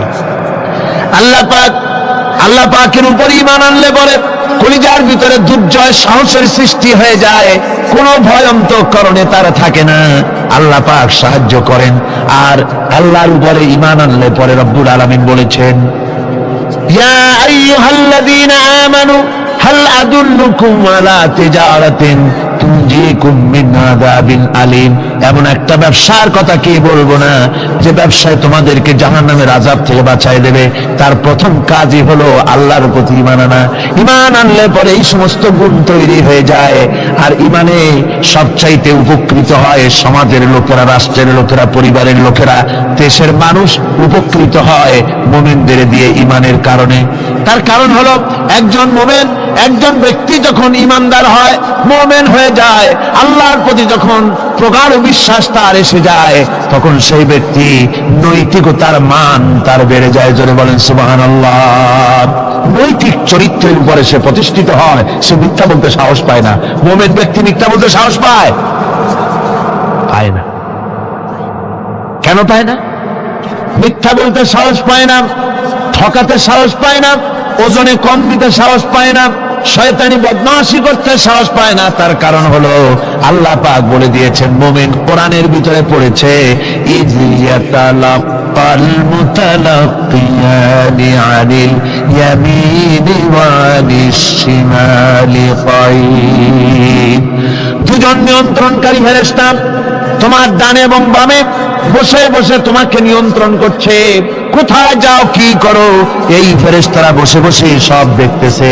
মা ইয়ালফিযু মিন কাওলিন ইল্লা লাদাইহি রাকীবুন আতীদ। মানুষ এমন কোন কথা বলে না যা ফেরেশতারা রেকর্ড না করে, সব রেকর্ড হয়ে যায়। তাই মুমিন ব্যক্তি দায়িত্বহীন কথা বলতে পারে না। মুমিন ব্যক্তির চরিত্র ভালো হয়ে যায়, সে যে কথা বলে বুঝে শুনে কথা বলে, সে যে ওয়াদা করে বুঝে শুনে ওয়াদা করে। যেহেতু সবকিছুর জবাব কিয়ামতে দিতে হবে। কোথায় দিতে হবে? কোথায় দিতে হবে? কিয়ামতে আল্লাহর দরবারে জবাব দিতে হবে। মহান আল্লাহ রাব্বুল আলামিন বলেছেন, ওয়ালাকাদ খালাকনাল ইনসানা ওয়া না'লামু মা তুওয়াসবিসু বিহি নাফসু। মানুষ সৃষ্টি করেছি আমি, তার অন্তঃকরণের ভিতরে ওয়াসওয়াসা কি হয় আমি জানি। এই জন্য মুমিনেরা মনের ভিতরে কোনো খারাপ কল্পনাও করতে পারে না। খারাপ কল্পনা করলেও তার হিসাব দেওয়া লাগবে আল্লাহর কাছে। কার কাছে? ওয়াইন তুবদু মিন আনফুসিকুম আও তুখফুহু ইউহাসিবুকুম বিহিল্লাহ। আল্লাহ বলেন, মনের মধ্যে যেসব কল্পনা করো তা প্রকাশ করো আর গোপন রাখো, ওইটার হিসাব নেব আমি আল্লাহ পাক। কিয়ামতের দিন আমার কাছে হিসাব দিতে হবে। বন্ধুগণ, এই জন্য মুমিন যারা, মুমিনদের চরিত্র প্রতিষ্ঠিত হয়, মুমিনদের ধারণা থাকে যেখানেই যাই না কেন, যেখানেই বসি না কেন, সেখানেই আল্লাহ, আল্লাহ ছাড়া কোনো জায়গা নাই। আছে নাকি? আছে। আল্লাহ পাক বলেন, মা ইয়াকুনু মিন নাজওয়া সালাসাতিন ইল্লা হুয়া রাবিউহুম। তোমরা যেখানে তিনজন মিলে পরামর্শ করো, মনে রেখো তিনজন নও, ওখানে চতুর্থ সত্তা আমি রব্বুল আলামিন তোমাদের কাছে আছি। সব শুনিয়ার দেখি, পাঁচজন যেখানে হও সেখানে আমি ষষ্ঠ। এর থেকে যদি কম হও, এর থেকে যদি বেশি হও, বান্দারে তুমি আছো যেখানে আমি আল্লাহ আছি সেখানে। আলিমদেরকে, মুমিনদেরকে, যারা নাকি কালেমা পড়ে মুসলমান হয়, তাদের সকলের এই সাহস মনের মধ্যে আসা দরকার, ব্যক্তিত্ব আসা দরকার। কারো পরোয়া নাই, পরোয়া করবো শুধুমাত্র আল্লাহ। রিস্কের মালিক তিনি। আল্লাহ রাব্বুল আলামিন বলেছেন, ওয়ামা মিন দাব্বাতিন ফিল আরদি ইল্লা আলাল্লাহি রিজকুহা। এই পৃথিবীর বুকে এমন কোন বিচরণশীল জীব নাই যে জীবের রিস্কের দায়িত্ব আমি আল্লাহ আমার নিজ হাতে গ্রহণ করি নাই। সব জীবের রিস্কের চাবি আমার হাতে। কার হাতে? তাহলে ভয়টা কিসের? আপনার একটা পেট, তাই নিয়ে এত চিন্তা। অথচ এই পৃথিবীতে আল্লাহ পাক বলেন অসংখ্য প্রাণী আছে যাদের কোনো সঞ্চয় নাই। শকুন, শকুনের মরা গরু অনেকগুলি ব্যাংকে জমা আছে নাকি? কবে কোথায় একটা মরা গরু পাইছে আর খোঁজ নাই, খবর নাই। ওগুলা কি না খাইয়ে মরতে দেখছেন রাস্তায় পথে ঘাটে? সুবহানাল্লাহ বিহামদিহি। অসংখ্য প্রাণী এভাবে দুনিয়া আছে। আল্লাহ রাব্বুল আলামিন বলেন যাদের কোনো সঞ্চয় নাই, যারা কোনো সঞ্চয় করে না, এ ধরনের সাপগুলি, শিয়ালগুলি, বাঘগুলি, পাখিগুলি, জলচর প্রাণী, স্থলচর প্রাণী আর অন্তরিক্ষে মহাশূন্যে উড়ে বেড়ায় যেসব প্রাণী, এ ধরনের শত সহস্র কোটি কোটি প্রাণী, তারা সকাল বেলায় খালি পেট নিয়ে বেরিয়ে যায়। খালি পেট নিয়ে সকাল বেলায় বেরিয়ে গেল, আবার সন্ধ্যায় যখন বাসায় ফেরে সমস্ত প্রাণীগুলির পেট আল্লাহ রব্বুল আলামিন ভরে দেন। সুবহানাল্লাহ। একটা প্রাণীও খালি পেটে বাড়ি ফেরে না। সুবহানাল্লাহ, সুবহানাল্লাহ। অথচ তাদের কিন্তু জন্ম নিয়ন্ত্রণের ব্যবস্থাও নাই। জঙ্গলে যত প্রাণী আছে তারা কি কোনদিন মিছিল করে এসে বলেছে বাংলাদেশ সরকার আমাদের জঙ্গলের মধ্যে কোনো খোঁজ খবর তা আপনারা রাখেন না, এখানে বাচ্চা কাচ্চা বেশি হইতেছে আর খাওয়াইতে পারি না, এবার কিছু পরিবার পরিকল্পনার ওষুধপত্র পাঠান? কোনদিন বলেছে? বলে নাই, বলবেও না। কে খাওয়ায়? আল্লাহ পাক খাওয়া, আল্লাহ পাক খাওয়া। সুতরাং আল্লাহ রাব্বুল আলামিন রিজকের মালিক, একথা বিশ্বাস করতে হবে। সেই বিশ্বাসের অর্থ এই নয় যে আপনি চুপ করে বসে থাকবেন আর ফেরেশতারা রান্না করে আপনারে রূপসান দামাজ খাওয়াই দিয়ে যাবে, এরকম না। বিশ্বাস করতে হবে, কাজ করতে হবে, এর ফলে আল্লাহ রাব্বুল আলামিন রিজকের ব্যবস্থা করবেন। ঈমান আনার পর প্রথম যে কোয়ালিটিটা হবে সেই কোয়ালিটি হচ্ছে পার্সোনালিটি, আত্মসম্ভ্রম, আত্মমর্যাদা। দুনিয়ায় কারো সামনে মাথা সে নত করবে না, মাথা নত করবে কেবলমাত্র আল্লাহর কাছে। সে বিশ্বাস করবে খাইরিহি ওয়া শাররিহি মিনাল্লাহি তাআলা। ভালো মন্দ সব কার কাছ থেকে হয়? আল্লাহর কাছ থেকে হয়। সে কিছুতেই বিশ্বাস করবে না যে কোনো মাজারের কাছে গেলে, কবরের কাছে গেলে আমার তকদির পাল্টে যাবে। কোন মুমিন তা বিশ্বাস করবে না। কথা বুঝতে পেরেছেন? ভালো করার মন্দ করার সবটা মালিক আল্লাহ সুবহানাহু ওয়া তাআলা। এরপরে 2 নম্বরের যে কোয়ালিটি সৃষ্টি হবে মুমিনের মধ্যে ঈমান আনার পর, সে গুণটা হচ্ছে সে বিনয়ী হবে। বিনয়, বিনম্রতা তার এক বৈশিষ্ট্য হবে। বিনয় এবং বিনম্রতার বৈশিষ্ট্য হবে। তার কারণ হচ্ছে ঈমান আনার পরে সে জানতে পেরেছে আল্লাহ রাব্বুল আলামিনের কর্তৃত্ব থেকে বেরিয়ে আসার ক্ষমতা কারো নাই। অহংকার করে যাব কোথায়? আস্ফালন করে যাব কোথায়? আল্লাহর রাজত্বের বাইরে, আল্লাহর ক্ষমতার বাইরে যাওয়ার ক্ষমতা তো কারোই নাই। সুতরাং অহংকার তার মধ্যে জায়গা পাবে না। আল্লাহ পাক দুনিয়ার সমস্ত মানুষের জিনকে পরিষ্কার করে বলেছেন, ইয়া মাশারাল জিন্নি ওয়াল ইনস ইন ইসতাতাতুম আন তানফুযু মিন আকতারিস সামাওয়াতি ওয়াল আরদ فانفذوا لا تنفذون إلا بسلطان। হে পৃথিবীর মানুষেরা আর জেনেরা, যদি সম্ভব হয় আমার আকাশের নিচের থেকে, জমিনের উপর থেকে বেরিয়ে যা।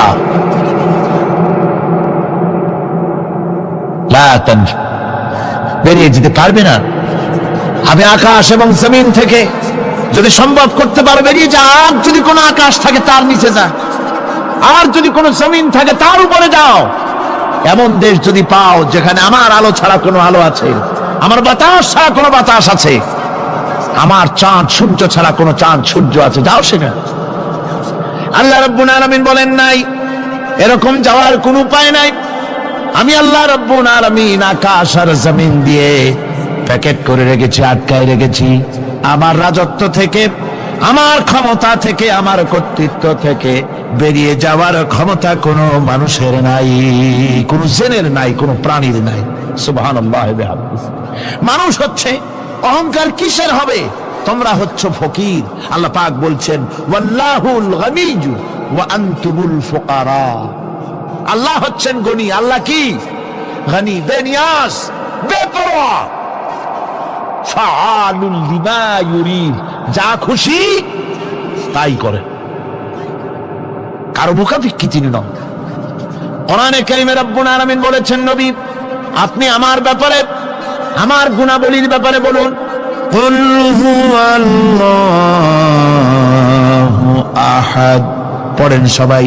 কুল হুয়াল্লাহু আহাদ আল্লাহুস সামাদ লাম ইয়ালিদ ওয়া লাম ইউলাদ ওয়া লাম ইয়াকুল লাহু কুফুয়ান আহাদ। আল্লাহ পাক বলেন, বান্দারে ও আমার নবী আপনি বলুন, আল্লাহ পাক এক এবং একক, তিনি নিরঙ্কুশ, তিনি বেনিয়াস, তিনি কারো মুখাপেক্ষী নন, তিনি কাউকে জন্ম দেন নাই, তাকেও কেউ জন্ম দেয়নি। আকাশ এবং জমিনে আল্লাহর সমকক্ষ কেউ নাই। তোমরা হচ্ছ ফকির আর আমি আল্লাহ হচ্ছে বেনিয়াস। লিল্লাহি মা ফিস সামাওয়াতি ওয়া মা ফিল আরদ। আকাশে যা আছে, জমিনে যা আছে, সব আল্লাহ। সব কার? আল্লাহ পাকের। সুতরাং কিসের অহংকার, কিসের মাতবাড়ি? মানুষ পেছনের কথা ভুলে যায়, মোটেই চিন্তা করে না। একটু আগে যারা ক্ষমতায় ছিল আজকে তারা ক্ষমতা হারা, আজকে যারা ক্ষমতায় এলো তারা আবার ক্ষমতা মস্তরে বসে দুনিয়ার সব বিপদ আপদ ভুলে যায়। কি করে আরো বেশি লুটপাট করা যায়, আরো বেশি মানুষকে শোষণ করা যায়, মানুষ এই চিন্তাই করে। অহংকারে, ক্ষমতার দর্পে ফেটে পড়ে, চিন্তা করে না পেছনের কথা। আল্লাহ রাব্বুল আলামিন বলেন, যারা নাকি মুমিন বান্দাদের বিনয় এবং বিনম্রতা তাদের মধ্যে সৃষ্টি হয়ে যাবে, তার কারণ হলো আল্লাহ পাক বলেছেন ওয়ালা তামশি ফিল আরদি মারহান ইন্নাকা الأرض ولن تبلغ الجبال طولا ولا تمشي في الأرض مرحا আমার জমিনের উপরে অহংকার করে পা ফেলো না। তুমি কি পারবে অহংকার করে আমার জমিনটাকে বাঁটাই দিতে? কি বলেন, পারা যাবে? অহংকার করে জমিনের উপরে লাথি মারেন জোরে, জমিন ফাটবে? ফাটবে না, আপনার পা ছিঁড়ে যাবে। আপনি কি পারবেন অহংকার করে পাহাড়ের উচ্চতা লাফ দিয়ে ছাড়াই যেতে পারবেন? তাও পারবেন না। সুতরাং আল্লাহ পাকের উপরে ঈমান আনলে পরে তাদের মাথায় ভাবে নত হয়ে যায়, অহংকার তাদের মধ্যে জায়গা পায় না। অহংকার কিসের অহংকার তোমার? মানুষ তার জন্মের কথা, কোরআনে কারীম বলে মানুষ কি তার জন্মের কথা স্মরণ করে না? তোমার তো এমন অবস্থা ছিল, দুনিয়ায় উল্লেখযোগ্য বিষয়বস্তু হিসাবে তুমি পরিগণিত ছিলে না। তুমি হচ্ছ, তোমার জন্মের উৎস কথা হচ্ছে এক ফোঁটা নাপাক পানি, এমন নাপাক পানি যা শরীর থেকে নির্গত হলে পরে গোসল করা ওয়াজিব হয়ে যায়, এমন এক ফোঁটা নাপাক পানি যার জন্মের উৎস, তার আবার অহংকার কিসের? পৃথিবীতে অহংকার যারাই করলো আল্লাহ পাক তাদেরকে ভালো করে দেখাই দিলেন। নমরুদকে দেখাইছেন, ফেরাউনকে দেখাইছেন, যুগের ছোট ছোট নমরুদ ফেরাউন যেখানে যেখানে খুদে খুদে ফেরাউন হয়েছে আল্লাহ সকলকেই দেখিয়ে দিয়েছেন, দেন নাই? দেখিয়ে দিয়েছেন। সুতরাং মাথা নিচু করে চলতে হবে, বিদ্যার বড়াই করা চলবে না। কত লেখাপড়া করেছো তুমি? এমএ পাস করেছো, তাতে কি হয়েছে? সবেমাত্র বর্ণবোধ পড়েছো, জ্ঞানের রাজ্যে পা ঢুকিয়েছো, এখনো কিছু শেখনি। টাইটেল পাস করেছো, তো কি হয়েছে? কদ্দূর শিখেছো? নিউটনের মতো মানুষ মৃত্যুর সময় বললেন, জ্ঞান সমুদ্রের বেলাভূমিতে দাঁড়িয়ে সামান্য বালু কণা নিয়ে নাড়াচাড়া করলাম, অথই সমুদ্রের কিছুই দেখতে পারলাম না। শেখ সাদী রহমতুল্লাহ আলাইহি ইন্তেকালের সময় বলেছেন, মালুম শোধ কি হিচ মালুম না শোধ, সারা জীবন সাধনা করে বুঝিলাম ইহা যে কিছুই বুঝিলাম না। এগুলি হচ্ছে জ্ঞানীদের কথা। আর কোন রকম ইউনিভার্সিটির বারান্দা দিয়ে 3-4 দিন হাঁটছে, কয় যে সব বুঝি। কি বুঝছো? দেয়ার ইজ নো গড, স্রষ্টা বলতে কেউ নেই। পাগল কি আর গাছে ধরে মিয়া? সুতরাং বিদ্যার বড়াই চলবে না, স্বাস্থ্যের বড়াই চলবে না, অর্থের বড়াই চলবে না। অর্থের বড়াই করবে, কত অর্থ তোমার হয়েছে? আল্লাহ যদি ইচ্ছে করেন ব্রেনের মধ্যে, মগজের মধ্যে এমন টিউমার করে দিবেন, মগজের মধ্যে এমন ক্যান্সার করে দেবেন, হার্টের ভিতরে এমন ক্যান্সার লাগায় দিবেন, 14 গোষ্ঠী বিক্রি করলে ঔষধের পয়সা হবে না। পারবে কিনা আল্লাহ কন? যারা বলবেন পারবেন কিনা? এমন বহুত অসুখ আছে ডাক্তাররা বোঝেই না ঔষধ দেবে কি। হযরত ইউনূস আলাইহিস সালাম মাছে তারে গিলে ফেলে দিল, হতাশায় তিনি হার্ট ফেল করেন নাই। মাছের পেটের মধ্যে যদি কেউ চলে যায়, বেরিয়ে যাওয়ার জন্য কোনো ব্যাকডোর আছে নাকি? কন পালাবার কোন রাস্তা আছে? মাছের পেটের জানালা দরজা আছে কিছু? কিছুই নেই।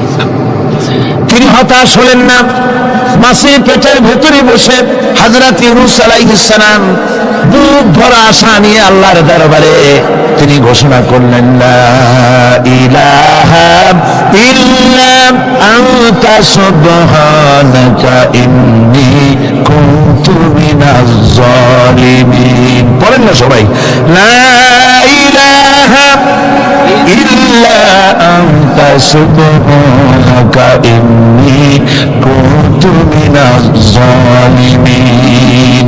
হযরত ইউনূস আলাইহিস সালাম বললেন, আল্লাহ তুমি ছাড়া কোনো ইলাহ নাই, তোমার পবিত্রতা ঘোষণা করছি, আমি জালিমদের অন্তর্ভুক্ত হয়ে গেছি। তিনি যখন চিল্লাচ্ছিলেন, মাছের পেটের ভিতরে বসে যখন কাতরুক্তি করতেছিলেন, আল্লাহ বুঝি তখন শোনেন নাই সে কথা? কি বলেন? আল্লাহ বুঝি তখন তন্দ্রায় বা নিদ্রায় ছিলেন না? আল্লাহ তা কি ঘুমান? তন্দ্রায় যান? লা তাখুযুহু সিনাতুন ওয়ালা নাওম। আল্লাহ রাব্বুল আলামিন বলেন, কোন তন্দ্রা বা নিদ্রা আল্লাহ রাব্বুল আলামিনকে স্পর্শ করে না। হযরত ইউনূস আলাইহিস সালাম যখন মাছের পেটের ভিতরে বসে চিৎকার মারলেন, আল্লাহ পাক বলেন, ইউনূস রে, তোমার ওই ডাক কেউ শোনে নাই, দুনিয়ার কোন রাজা বাদশাহ শোনে নাই, দুনিয়ার কোন বন্ধু বান্ধব তোমার শোনে নাই, কিন্তু আমি তোমার আরশের মালিক আমি রব্বুল আলামিন শুনেছি। শুধু শুনি নাই, সঙ্গে সঙ্গে জবাব দিয়ে দিয়েছি। ফাস্তাজাবনা লাহু ওয়া নাজ্জাইনাহু মিনাল গাম্মি। পড়েন, ফাস্তাজাবনা লাহু ওয়া নাজ্জাইনাহু মিনাল গাম্মি ওয়া কাযালিকা নুজিল মুমিনিন। আল্লাহ পাক বলেন, আমি জবাব দিলাম। মাছের পেটের ভিতরে বেদনা শুরু হয়ে গেল, মাছ আর তলদেশে শুয়ে থাকতে পারলো না, সাঁতরাতে পারলো না, মাছ ভেসে উঠল উপরে। পেটের যন্ত্রণায় মাছ কিনারায় চলে এসে বমি করে দিতে পারলে যেন বাঁচি, এই অবস্থা মাছের হলো। কিনারায় চলে এলো, বমি করে ইউনূস আলাইহিস সালামকে ফেলে দিল, মাছও বাঁচলো, ইউনূস আলাইহিস সালামও বাঁচলো। আল্লাহ রাব্বুল আলামিন বলেন, মুমিনেরা শোনো, শুধু ইউনূসকে নয়, ওয়া কাযালিকা নুজিল মুমিনিন। এইভাবে করে মুমিন বান্দারা যদি আমাকে ডাকে, আমার কাছে যদি হাত ফায়লায়, আমি আল্লাহ রব্বুল আলামিন মুমিনদের এভাবে বিপদ মুক্ত করে দেই। আল্লাহ পাক বিপদ মুক্ত করে দেন। ওয়া মান ইয়াত্তাকিল্লাহা ইয়াজআল লাহু মাখরাজা। আল্লাহকে যে ভয় করে, আল্লাহ তার জন্য রাস্তা খুলে দেন। যেরকম সুবহানাল্লাহ। দেখেন, ইউসুফ আলাইহিস সালাম, জুলাইখা তাকে আটকায় ফেলেছে ঘরের মধ্যে, তালা দেওয়া, খিল দেওয়া, সিটকানি মারা, পালাবার পথ নাই, চতুর্দিকে উলঙ্গ নগ্ন চিত্র। আর এই সুন্দরী যুবতী নারী জুলাইখা তার প্রেম নিবেদন করেছে হযরত ইউসুফের কাছে। যৌবনে ভরা টকবগে যৌবনের যুবক হযরত ইউসুফ আলাইহিস সালাম, সৌন্দর্যের পিরামিড, বাঁচার কোনো পথ নাই জুলাইখার কুল প্রবৃত্তি চরিতার্থ করে দেওয়া ছাড়া।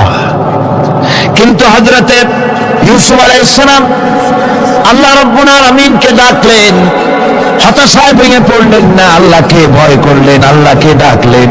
আল্লাহকে ডেকে, আল্লাহকে ভয় করে তালাবদ্ধ দরজার দিকে যখন দৌড় মারলেন, রব্বুল আলামিন আপন কুদরতে দরজার তালাগুলি খুলে দিলেন।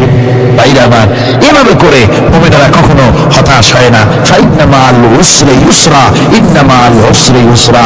মনে রাখতে হবে, দুঃখ কষ্টের সাথে থাকে সুযোগ সুবিধা, আর প্রত্যেক অসচ্ছলতার সাথে থাকে উদার সচ্ছলতা। এর কোনো বিপরীত কখনই হয় না। আল্লাহ রাব্বুল আলামিন এইভাবে করে মুমিনদেরকে বলেছেন যেন তারা হতাশায় ভেঙে না পড়ে। আল্লাহ পাক বলেন, বান্দা যখন আমাকে ডাকে, আমি বান্দার একদম নিকটে, তার ঘাড়ের চাইতেও নিকটে। ওয়া নাহানু আকরাবু ইলাইহি মিন হাবলিল ওয়ারিদ। আমি আমার বান্দার সব যে রগের উপরে তার মাথা, এর থেকেও আমি আমার বান্দার বেশি নিকটে। সুবহানাল্লাহ পড়ে। আমি তোমার কাছে, আমার কাছে মাপ চাও, যত বড় গুনাহ হোক। ওয়া ক্বালা রাব্বুকুম উদউনি আস্তাজিব লাকুম। তোমার প্রভু তোমাকে ডেকে বলেছে, আমাকে ডাকো, আমি মাফ করে দেব। সুবহানাল্লাহ বিহামদিহি। কত বড় কথা, আমাকে ডাকো, নিরাশ হয়েও না, হতাশ হয়েও না। আল্লাহর গজব বেশি না রহমত বেশি? আল্লাহর রহমত বেশি। হাদিসে কুদসির ভিতরে এসেছে, আল্লাহ পাক বলেছেন, কোন বান্দা যদি আমার দিকে এক বিগত অগ্রসর হয়, আমার রহমত তার দিকে এক হাত এগিয়ে যায়। কোন বান্দা যদি আমার দিকে হেঁটে আসে, আমার রহমত তার দিকে দৌড়ে যায়। বান্দা যখন আল্লাহর দরবারে দুয়া তুচ্ছ করে চোখের পানি ফেলে দেয়, মুসলিম শরীফের হাদিসের ভিতরে এসেছে, গভীর রাতের তৃতীয় অংশে আল্লাহ রাব্বুল আলামিন প্রথম আকাশে আসেন আর ডেকে বলেন, পৃথিবীতে আছো নাকি কেউ গুনাহ করে জীবন বরবাদ করে দিয়েছো, আমার কাছে মাপ চাও। ঋণগ্রস্ত আছো, অসুস্থ আছো, অপমানিত আছো, কে আছো মাজলুম, আমাকে ডাকো, আমার কাছে বলো, আমি ডাকের সাড়া দেব, জীবনের আশা পূরণ করে দেব। ওই সময় যেই সমস্ত লোকেরা কান্দে তাহাজ্জুদের নামাজ পড়ে, আল্লাহ জিজ্ঞেস করেন ফেরেশতারা, অমুক অমুক দেশ অমুক অমুক বান্দারা কান্দে কেন? ফেরেশতারা বলে, রব্বুল আলামিন তুমি তো ভালো করে জানো। আল্লাহ বলেন, জানি, তবু তোমাদের মুখে শুনতে চাই। তারা বলে, রব্বুল আলামিন তোমার এই বান্দা গুনাহ করেছি, গুনার জন্য মাপ চায়, জাহান্নাম থেকে বাঁচতে চায়। আল্লাহ পাক বলেন, ফেরেশতারা আমার এই বান্দারা আমারে দেখেছে নাকি? বলে দেখে নাই। বলে আমার দোজখ দেখেছে নাকি? বলে না, তাও দেখে নাই। আমার বেহেশত দেখেছে নাকি? বলে না, তাও দেখে নাই। আল্লাহ পাক বলেন, ফেরেশতারা সাক্ষী থাকো, ওরা আমাকে দেখে নাই, আমার বেহেশত দোজখ কিছুই দেখে নাই, শুধুমাত্র আমার নবীর কথা, আমার কোরআনের কথা বিশ্বাস করে আরবের ঘুমকে হারাম করে যেভাবে তারা কাঁদতেছে, সাক্ষী থেকে যাও ফেরেশতারা, আবার রহমতের দরিয়ায় জোশ মেরেছে আমার ওই ক্রন্দনরত বান্দাগুলিকে আমি আল্লাহ মাফ করে দিলাম। সুতরাং মুমিন বান্দা যারা, আল্লাহর মুমিন বান্দা যারা, এই ইমানের কোয়ালিটি, এটাও হতাশায় নিরাশায় ভেঙে পড়বে না। গুনাহ তো মানুষই করে, গুনাহ হয়ে গেছে, মাপ চাও। তোমার গুনাহ কদ্দুর? তোমার গুনাহ যদি হয় পাহাড় সমান, আল্লাহর রহমত আকাশ সমান। জাহান্নামের কঠিন শাস্তি থেকে বাঁচতে হলে আল্লাহর প্রতি ঈমান আনতে হবে। আর ঈমান আনলে যে কোয়ালিটিগুলি হওয়া উচিত, সেগুলি আমি আপনাদের সামনে আলোচনা করছি। এরপর আরেকটি কোয়ালিটি হবে মুমিনের, তা হলো কঠোর কঠিন বিপদে অবিচল থাকবে, বিপদে ভেঙে পড়বে না। বিপদ আপদ, শত্রুতা, ক্ষয় ক্ষতি যা কিছু হয় সবই আল্লাহর পক্ষ থেকে, এটা মেনে নিতে হবে এবং ধৈর্য ধারণ করতে হবে। বিপদ মুসিবত শুধু উম্মতের জন্য নয়, দুনিয়ার সমস্ত নবীদের বিপদ এসেছে, হয় নাই? নবীদের বিপদ আসে নাই? কোরআনে কারীম থেকে শুনুন, আল্লাহ রাব্বুল আলামিন বলেন, وَكَذَلِكَ جَعَلْنَا لِكُلِّ نَبِيٍّ عَدُوًّا مِنَ الْمُجْرِمِينَ। আল্লাহ পাক বলেন, এমনি করে আমি সকল নবীদের শত্রু বানিয়ে দিয়েছি সব পাপিষ্ঠ আর অপরাধ প্রবণ লোকদেরকে। প্রত্যেক যুগে নবীদের শত্রু ছিল, প্রত্যেক যুগে নবীদের কি ছিল? শত্রু ছিল। সে শত্রু কারা ছিল? আল্লাহ পাক বলছেন, নবীদের শত্রু ছিল পাপিষ্ঠ আর অপরাধ প্রবণ লোক, এরাই ছিল নবীদের দুশমন। রাসূলগণের অবস্থা যদি এই হয়, তাহলে তার উম্মত, ওই দিনের ধারক বাহক যারা, তাদের বুঝি বিপদ আপদ হবে না? নাকি হবে কিনা? তো ইসলামের বিরোধিতা যারা করে, কোরআনের পরিভাষায় বলা হয়েছে ইসলামের দুশমন, নবীদের দুশমন। দুনিয়ার সব পাপিষ্ঠ আর অপরাধ প্রবণ লোকেরাই ইসলামের দুশমন হয়, নবীদের দুশমন হয়। আজও দেখেন, আজও তাকিয়ে দেখেন, ইসলামী আন্দোলনের বিরোধিতা যারা করে তারা পাপিষ্ঠ চরিত্রের কিনা, তাকায় দেখেন, খুঁজে দেখেন, সর্বত্র খুঁজে দেখুন, খুঁজে দেখুন। যারা ইসলামী আন্দোলনের বিরোধিতা করে, যারা ইসলামকে মিটিয়ে দেওয়ার চেষ্টা করতেছে, যারা ইসলামকে মৌলবাদ বলে, ইসলামকে সাম্প্রদায়িক বলে, কোরআনে কারীমের কথা কত স্পষ্ট যে নবীদের দুশমন হয়, ইসলামের দুশমন হয় মুজরিম লোকেরা, অপরাধ প্রবণ আর পাপিষ্ঠ লোকেরা। আজও আমরা দেখতে পাই এই শ্রেণীর লোকেরা পাপিষ্ঠ এবং সবচাইতে সমাজের নিকৃষ্ট ধরনের চরিত্রহীন লোক। নামাজ নাই। আপনি খুঁজে দেখেন, ইসলামী আন্দোলনের বিরোধিতা যারা করছে, যারা নেতৃত্ব দিচ্ছে, নামাজ নাই, রোজা নাই, চরিত্র নাই, হজ নাই, যাকাত নাই, মদ, জুয়া, জেনা, ব্যভিচার ইত্যাদিতে লিপ্ত। চেহারা দেখলে ছেলেপেলেরা 2 গ্লাস পানি খায়, ভর ছোটে। কথা ঠিক কিনা কর? এই হলো অবস্থা। মারে কেন? মুমিনদেরকে, পয়গম্বরদেরকে, সাহাবীদেরকে এবং ঈমানদারদেরকে মারে কেন? তার কারণ হচ্ছে আল্লাহ রাব্বুল আলামিন বলেছেন, ওয়া মা নাকামু মিনহুম ইল্লা আইয়ুমিনু বিল্লাহিল আজিজিল হামিদ। কাফিররা ঈমানদার লোকদেরকে অন্য কোন অপরাধী নির্যাতন চালায় না, নির্যাতন চালায় শুধু এই কারণে যেহেতু মুমিন লোকেরা পরাক্রমশালী, আল্লাহ রাব্বুল আলামিনের দ্বীনকে কায়েম করতে চায়, তার উপরে ঈমান এনেছে, এই কারণেই তারা মারে। ঠিক কিনা কর? যুগে যুগে নবীদের উপরে, সাহাবীদের উপরে যে অত্যাচার হয়েছে, সেই অত্যাচার এই কারণেই হয়েছে, অন্য কোনো কারণে নয়। এই কঠিন বিপদে অবিচলতা এবং ধৈর্যের দৃষ্টান্ত নবীগণ পেশ করেছেন পৃথিবীর বুকে। আমরা দেখেছি ইব্রাহিম আলাইহিস সালামকে আগুনে ফালানো হয়েছে, আছে না কোরআন শরীফে? আমি কিন্তু গল্প করতেছি না, সব কোরআনের কথা। কিসের কথা? ইব্রাহিম আলাইহিস সালামকে আগুনে ফালানো হচ্ছে। অপরাধ কি? অপরাধ হচ্ছে হযরত ইব্রাহিম আলাইহিস সালাম দাওয়াত দিয়েছেন লা ইলাহা ইল্লাল্লাহ, জোরে পড়েন লা ইলাহা ইল্লাল্লাহ, লা ইলাহা লা ইলাহা ইল্লাল্লাহ মুহাম্মাদুর রাসূলুল্লাহ। হযরত ইব্রাহিম আলাইহিস সালাম দ্বীনের দাওয়াত দিয়েছেন, এক আল্লাহর দাওয়াত দিয়েছেন, ঈমানের দাওয়াত দিয়েছেন। আর কোন অপরাধ ছিল না, নমরুদ সহ্য করতে পারল না। কোরআনে কারীমের মধ্যে সব কথাগুলি আল্লাহ পাক এই জন্য বিধৃত করেছেন, এই জন্য কোরআনে কারীমের মধ্যে সব কথা উঠায় দিয়েছেন, যাতে করে মুমিনেরা বিপদ আসলে পরে যেন ঘাবড়ে না যায়। ইব্রাহিম আলাইহিস সালামকে আগুনে ফেলানো হচ্ছে, ফেরেশতা বলছে ইব্রাহিম তোমার আগুনে ফেলায় দাও, হতেছে আমার কাছে সাহায্য চাও, আমার কাছে ক্ষমতা আছে, আগুনগুলো উঠাইয়া নমরুদের বংশ জ্বালায় দেব। হযরত ইব্রাহিম ফেরেশতার কাছে সাহায্য চাইছিলেন নাকি? তিনি বললেন ফেরেশতা তোমার কাছে সাহায্য কেন চাইব, আমি তো এমন কোন অন্ধ আল্লাহর ইবাদত করি না যেই অন্ধ স্রষ্টা তার গোলামের দুঃখ দুর্দশা না দেখেন, আমি তোমার কাছে সাহায্য চাইব না। হযরত ইব্রাহিম আলাইহিস সালাম পাস করলেন। কি বলেন, পাস করছেন না? ঈমানের পরীক্ষায় পাস। আগুনের মধ্যে হযরত ইব্রাহিমকে যখন ফেলানো হচ্ছে, রব্বুল আলামিন আগুনের প্রতি নোটিশ করে দিলেন, ইয়া নারু কুনি বারদাও ওয়া সালামান আলা ইব্রাহিম। আগুন আমার ইব্রাহিমের জন্য শান্তিদায়ক, ঠান্ডা হয়ে যা।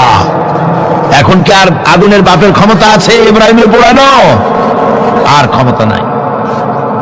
আমার বন্ধুগণ, ইব্রাহিম আগুনের ভিতরে আরামে বসা আছেন, আর ওদিকে নমরুদ বসে বসে দেখতেছে দূর থেকে ইব্রাহিম তো জ্বলে না, গায়ের মধ্যে আগুন জ্বলে গেল। ডাক দিয়া কয়, আগুন তোর হলো কি? কেন জ্বালাইতে পারিস না আমার দুশমন রে? হলোটা কি তোর? তোর কি জ্বালানো শক্তি বন্ধ হয়ে গেল নাকি? আগুনের ভিতর থেকে জবাব এলো, নমরুদ রে আমার ভিতরে জ্বালানো শক্তি আছে কি নাই যদি প্রমাণ করতে চাও, টেস্ট করতে চাও, তুই নিজে আয়, তোরে শুদ্ধ তামাম দুনিয়া জ্বালাই দিতে পারি, ইব্রাহিমের এক গাছা পশমও জ্বালাই দিতে পারি না। তার কারণ হচ্ছে আমি হচ্ছি মাখলুক, আল্লাহ হচ্ছেন খালিক। আল্লাহ আমাকে বলেছেন না জ্বালাতে, তুমি 1000 বার বললেও আমি ইব্রাহিমকে জ্বালাইতে পারবো না। কোরআনে কারীমে ঘটনা বলে মুমিনদেরকে সাহস দেওয়া হচ্ছে, মুমিনেরা দ্বীনের কাজ করতে গিয়ে বিপদ আবাজ আসবে, ঈমানের দাবি হলো বিপদ আসবে, আর বিপদ আসলে ঘাবড়ায় যেও না, মুসিবতে পড়ে চিন্তায় পেরেশানে হয়রান হয়ে যেও না। বিশ্বকবি আল্লামা ইকবাল কি সুন্দর করে বলেছেন, আজ ভি হো জু ইব্রাহিম কা ইমা पैदा आग कर सकती है एक अंदाज गुलिस्तान पैदा। ইব্রাহিমের ঈমান যদি আজও কোথাও হয় বিদ্যমান, করতে পারেন অগ্নিকুণ্ডে খুবসুরত এক গুলিস্তান। আজও যদি আগুনের ভিতরে কোন নমরুদ কোন ইব্রাহিমকে যদি ফেলে দেয়, আল্লাহ রাব্বুল আলামিন আজও আগুনকে ফুলের বাগান বানায়া দিবেন। সুবহানাল্লাহ। ভয় পাওয়ার কারণ নাই, চিন্তা করার কোনো কারণ নাই। আমার বন্ধুগণ, হযরতে হুদ আলাইহিস সালামকে যখন সমাজের লোকেরা, রাষ্ট্রের লোকেরা ঘিরে ফেলে দিল, সমাজ শক্তি, রাষ্ট্র শক্তি যখন তাকে ঘিরে ফেলে দিল, ষড়যন্ত্রের পাহাড় তুলে দিল, তারে মেরে ফেলে দিবে, হযরত হুদ দেশ থেকে তা পালায় গেলেন না, ভয় পেলেন না। হযরতে হুদ আলাইহিস সালাম বললেন, কোরআনে কারীমে হযরত হুদের কথা কোট করা হলো, ফাকিদুনি জামিআন সুম্মা লা তুনজিরুন। সম্মিলিতভাবে ষড়যন্ত্র করো আমার বিরুদ্ধে, সবাই মিলে ষড়যন্ত্র করো, সুম্মা লা তুনজিরুন, আর আমাকে এতটুকু অবকাশ তোমরা দিও না। ইন্নী তাওয়াক্কালতু আলাল্লাহি রাব্বি ওয়া রাব্বিকুম, আমি ভরসা করেছি সেই আল্লাহর উপরে যার কুদরতি হাতের ভেতরে, যিনি আমাদের রব তোমাদেরও রব, আর যার কুদরতি হাতের ভিতরে তামাম পৃথিবীর জানগুলি যার হাতে, সে আল্লাহর উপরে ভরসা করেছি। ষড়যন্ত্র যদ্দূর আছে করতে থাকো, আমি ষড়যন্ত্র পরোয়া করি না। সুবহানাল্লাহ। এটাই হলো মুমিনের কোয়ালিটি। শুধু ঈমান, লা ইলাহা ইল্লাল্লাহ মুহাম্মাদুর রাসূলুল্লাহ, গরুর গোশত খাই, আর রবিউল মাস আসতে পরে ইয়া নবী সালাম আলাইকা, ইয়া রাসূল সালাম আলাইকা, তারপরে গরম গরম জিলাপি আর রসগোল্লা খাইলাম খুব বেশি করে, এর নাম মুমিন নয়। মুমিন হচ্ছে তার চলায় ফেরায় ওঠায় বসায় সাহসিকতার এক আন্দাজ তৈরি হবে সে। আমার ভাইয়েরা, বিপদে অবিচলতা আমাদেরকে পয়গম্বরেরা শিক্ষা দান করেছেন। আমরা দেখতে পেয়েছি বিশ্বনবী জনাবে মুহাম্মদুর রাসূলুল্লাহ সাল্লাল্লাহু আলাইহি ওয়াসাল্লাম হিজরতের রাত, কাফেররা চতুর্দিকে দাঁড়ানো, হযরত জিবরাইল এসে বলেন, ইয়া রাসূলুল্লাহ, হে কাফেররা চতুর্দিকে ঘিরে দাঁড়িয়েছে, গভীর রাত, এখন হাতে তাদের তরবারি, সকাল হলে পরেই তারা আপনাকে মেরে ফেলে দেবে, তাড়াতাড়ি ওঠেন, মদিনার দিকে চলে যান। আল্লাহ নবী ঘুমের থেকে জেগে হযরত আলীকে ডেকে বলেন, আলী, আল্লাহ অর্ডার করেছেন আমি মদিনায় চললাম, আমার বিছানার পরে আমার চাদর গায়ে দিয়ে শুয়ে থাকো। হযরত আলী বলেন, আল্লাহর হাবিব, আপনার চাদর গায়ে দিয়ে ঘুমিয়ে থাকবো, সকালবেলায় কাফির বেঈমানেরা আপনার বিছানার পরে আপনার চাদর গায়ে দেওয়া অবস্থায় আমি আলীকে তারা মুহাম্মদ মনে করবে, আর আমি আলীকে নবী মনে করে তারা তাদের তরবারি দিয়া কেটে কেটে টুকরা টুকরা করে আমারে বিদায় করে দেবে দুনিয়া থেকে। এতটুকু পরোয়া করি না, বরং আমার দিলের মধ্যে এটাই তৃপ্তি থাকবে যে আমি আলীর জীবনের বিনিময় আল্লাহর হাবিব দুনিয়ায় বেঁচে আছেন। নবীজি ঘরের থেকে বেরোলেন, চতুর্দিকে কাফেররা দাঁড়ানো, আল্লাহর নবী হাতে এক মুষ্টি বালু হাতে নিয়ে শাহ হাতের বজু পরে তিনবার দম করে বালুগুলো ছেড়ে দিলেন। বালিগুলি ঘরের চতুর্দিকে কাফেরদের চোখে চলে গেল। পরবর্তী সময় রব্বুল আলামিন দেখে বলেন, নবীরে, বালি যখন নিক্ষেপ আপনি করেছিলেন ধুলাগুলি, আপনি তো শুধু নিক্ষেপ করেছিলেন, কিন্তু চতুর্দিকে কাফেরদের চোখে গেল কেমনে? একদিকে মেরেছিলেন, সেই দিকেই তো যাওয়ার কথা ছিল, চতুর্দিকের কাফেরের চোখে চোখে সেগুলো পৌঁছে গেল কেমনে? ওয়ামা রামাইতা ইদ রামাইতা ওয়ালাকিন্নাল্লাহ রামা। আপনি নিক্ষেপ করেন নাই, যখন আপনি নিক্ষেপ করেছিলেন আপনি তো শুধু বালু কণা ছেড়েছেন, আর ওই বালু কণাগুলি ঘরের চতুর্দিকে সব কাফেরদের চোখে পৌঁছবার দায়িত্ব আমার কুদরত গ্রহণ করেছিল। আমার ভাইয়েরা, নবীজি বিপদে, এতগুলি শত্রু তরবারি নিয়ে তিনি বিপদে ধৈর্য হারা হন নাই, আস্তে করে ঘরের থেকে বেরিয়ে হযরত আবু বকরের বাড়িতে গিয়ে হাজির। দরজায় গিয়ে আওয়াজ দিলেন, আবু বকর। অমনি দরজা খুলে গেল, লাব্বাইক ওয়া সাদাই। হুজুর বলেন, আবু বকর রে, একটা ডাকে কেমনে সাড়া দিলে? তুমি কি ঘুমাইছিলে না? হযরত আবু বকর বলেন, হুজুর, আপনি বলেছেন আমাকে নিয়ে হিজরত করবেন, আমি মনে মনে চিন্তা করেছি, না জানি কত রাত্রে নবীজি আসেন, উঠতে যদি আমার দেরি হয়ে যায়, নবীজি যদি দরজার কাছে দাঁড়ায় দাঁড়ায় আমার ডাকাডাকি করে, আর আমি যদি ঘুমায় থাকি, তাহলে আল্লাহর নবীর সঙ্গে বেয়াদবি হয়ে যাবে। এই মনে করে বিছানায় না ঘুমাইয়া আপনার গলার আওয়াজ শোনার জন্য এই দরজার সঙ্গে পিঠ লাগাইয়া লাগাইয়া দাঁড়াইয়া ঘুমাচ্ছিলাম। আল্লাহর নবী হযরত আবু বকরকে সঙ্গে করে নিয়ে চললেন মদিনার দিকে, উল্টা পথে রওনা করলেন।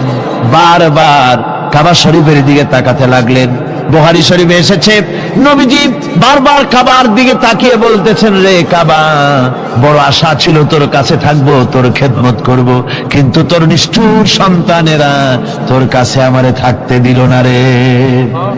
আল্লাহ নবী মিসফালা দিয়ে জাবালে কেদোয়ার উপর দিয়ে চলে গেলেন জাবালে সুরে। গুহার কাছে যখন গিয়েছেন, হযর রক্ত হয়ে গেল। হযরত আবু বকর রাদিয়াল্লাহু তাআলা আনহু বলছেন, হুজুর, আর উপায় নাই, দিন হয়ে গেল, এখন বুঝি ধরা পড়ে যাব, ওই গুহার মধ্যে গিয়ে আশ্রয় নেই। তবে আপনি দাঁড়ান, গুহার ভিতরেই পাহাড়িয়া গুহা, বিচ্ছু থাকতে পারে, সাপ থাকতে পারে, আমি আগে ঢুকি, যদি কোনো হিংস্র প্রাণী থাকে আমার উপর দিয়ে আঘাত হয়ে যাক, আল্লাহর নবী হেফাজতে থাকুন। হযরত আবু বকর রাদিয়াল্লাহু তাআলা আনহু গুহার ভিতরে নামলেন, নেমে গুহা সাফ করে হুজুরকে ডাকলেন। হুজুর তাশরীফ ফরমালেন। গুহার মধ্যে হুজুর বলেন, আবু বকর হেঁটে হেঁটে কষ্ট হয়ে গেছে, তুমি বসো, তোমার উরুর উপরে মাথা রেখে আমি একটু ঘুমায়ে যাই। আল্লাহর হাবিব ঘুমায়ে গেলেন। হযরত আবু বকর লক্ষ্য করে দেখেন চতুর্দিকে অনেকগুলি গর্ত দেখা যায়। এই গর্ত থেকে সাপ আসতে পারে, বিচ্ছু আসতে পারে মনে করে নিজের গায়ের চাদর ছিঁড়ে ছিঁড়ে গর্তগুলি বন্ধ করা শুরু করে দিলেন। কয়েকটা গর্ত বন্ধ করার মতো চাদর আর নাই, পাও দিয়ে চেপে ধরলেন। এক পাহাড়িয়া বিষধর সাপ বেরোবার জন্য চেষ্টা করে বেরোবার পথ খুঁজে নেই পেয়ে হযরত আবু বকরের পায়ের উপরে দংশন করেছে। বিষের যন্ত্রণায় হযরত আবু বকরের চোখ থেকে পানি দরদর করে পড়ছে। রাসূলুল্লাহর ঘুম ভেঙে গেল। আল্লাহ নবী তাকে বলেন, আবু বকর চোখে পানি কেন? বাড়ির কথা বুঝি মনে পড়ে গেছে? হযরত আবু বকর বলেন, ইয়া রাসূলুল্লাহ, আল্লাহর নামে কসম করে বলি, যেই দিন আমি ঈমান এনেছি ওই দিন থেকে আমার মা বাপ, আমার করে আমার সন্তান, আমার স্ত্রী, আমার জায়গা জমি ঘর বাড়ি, এমনকি আমার নিজের আত্মার চাইতে হুজুর আপনারে ভালোবাসি বেশি। তাহলে কাঁদো কেন? হযরত আবু বকর বলেন, হুজুর বাড়ির জন্য কাঁদি না, ছেলেপেলের জন্য কাঁদি না, সাপে দংশন করেছে, যন্ত্রণায় কাঁদতেছি।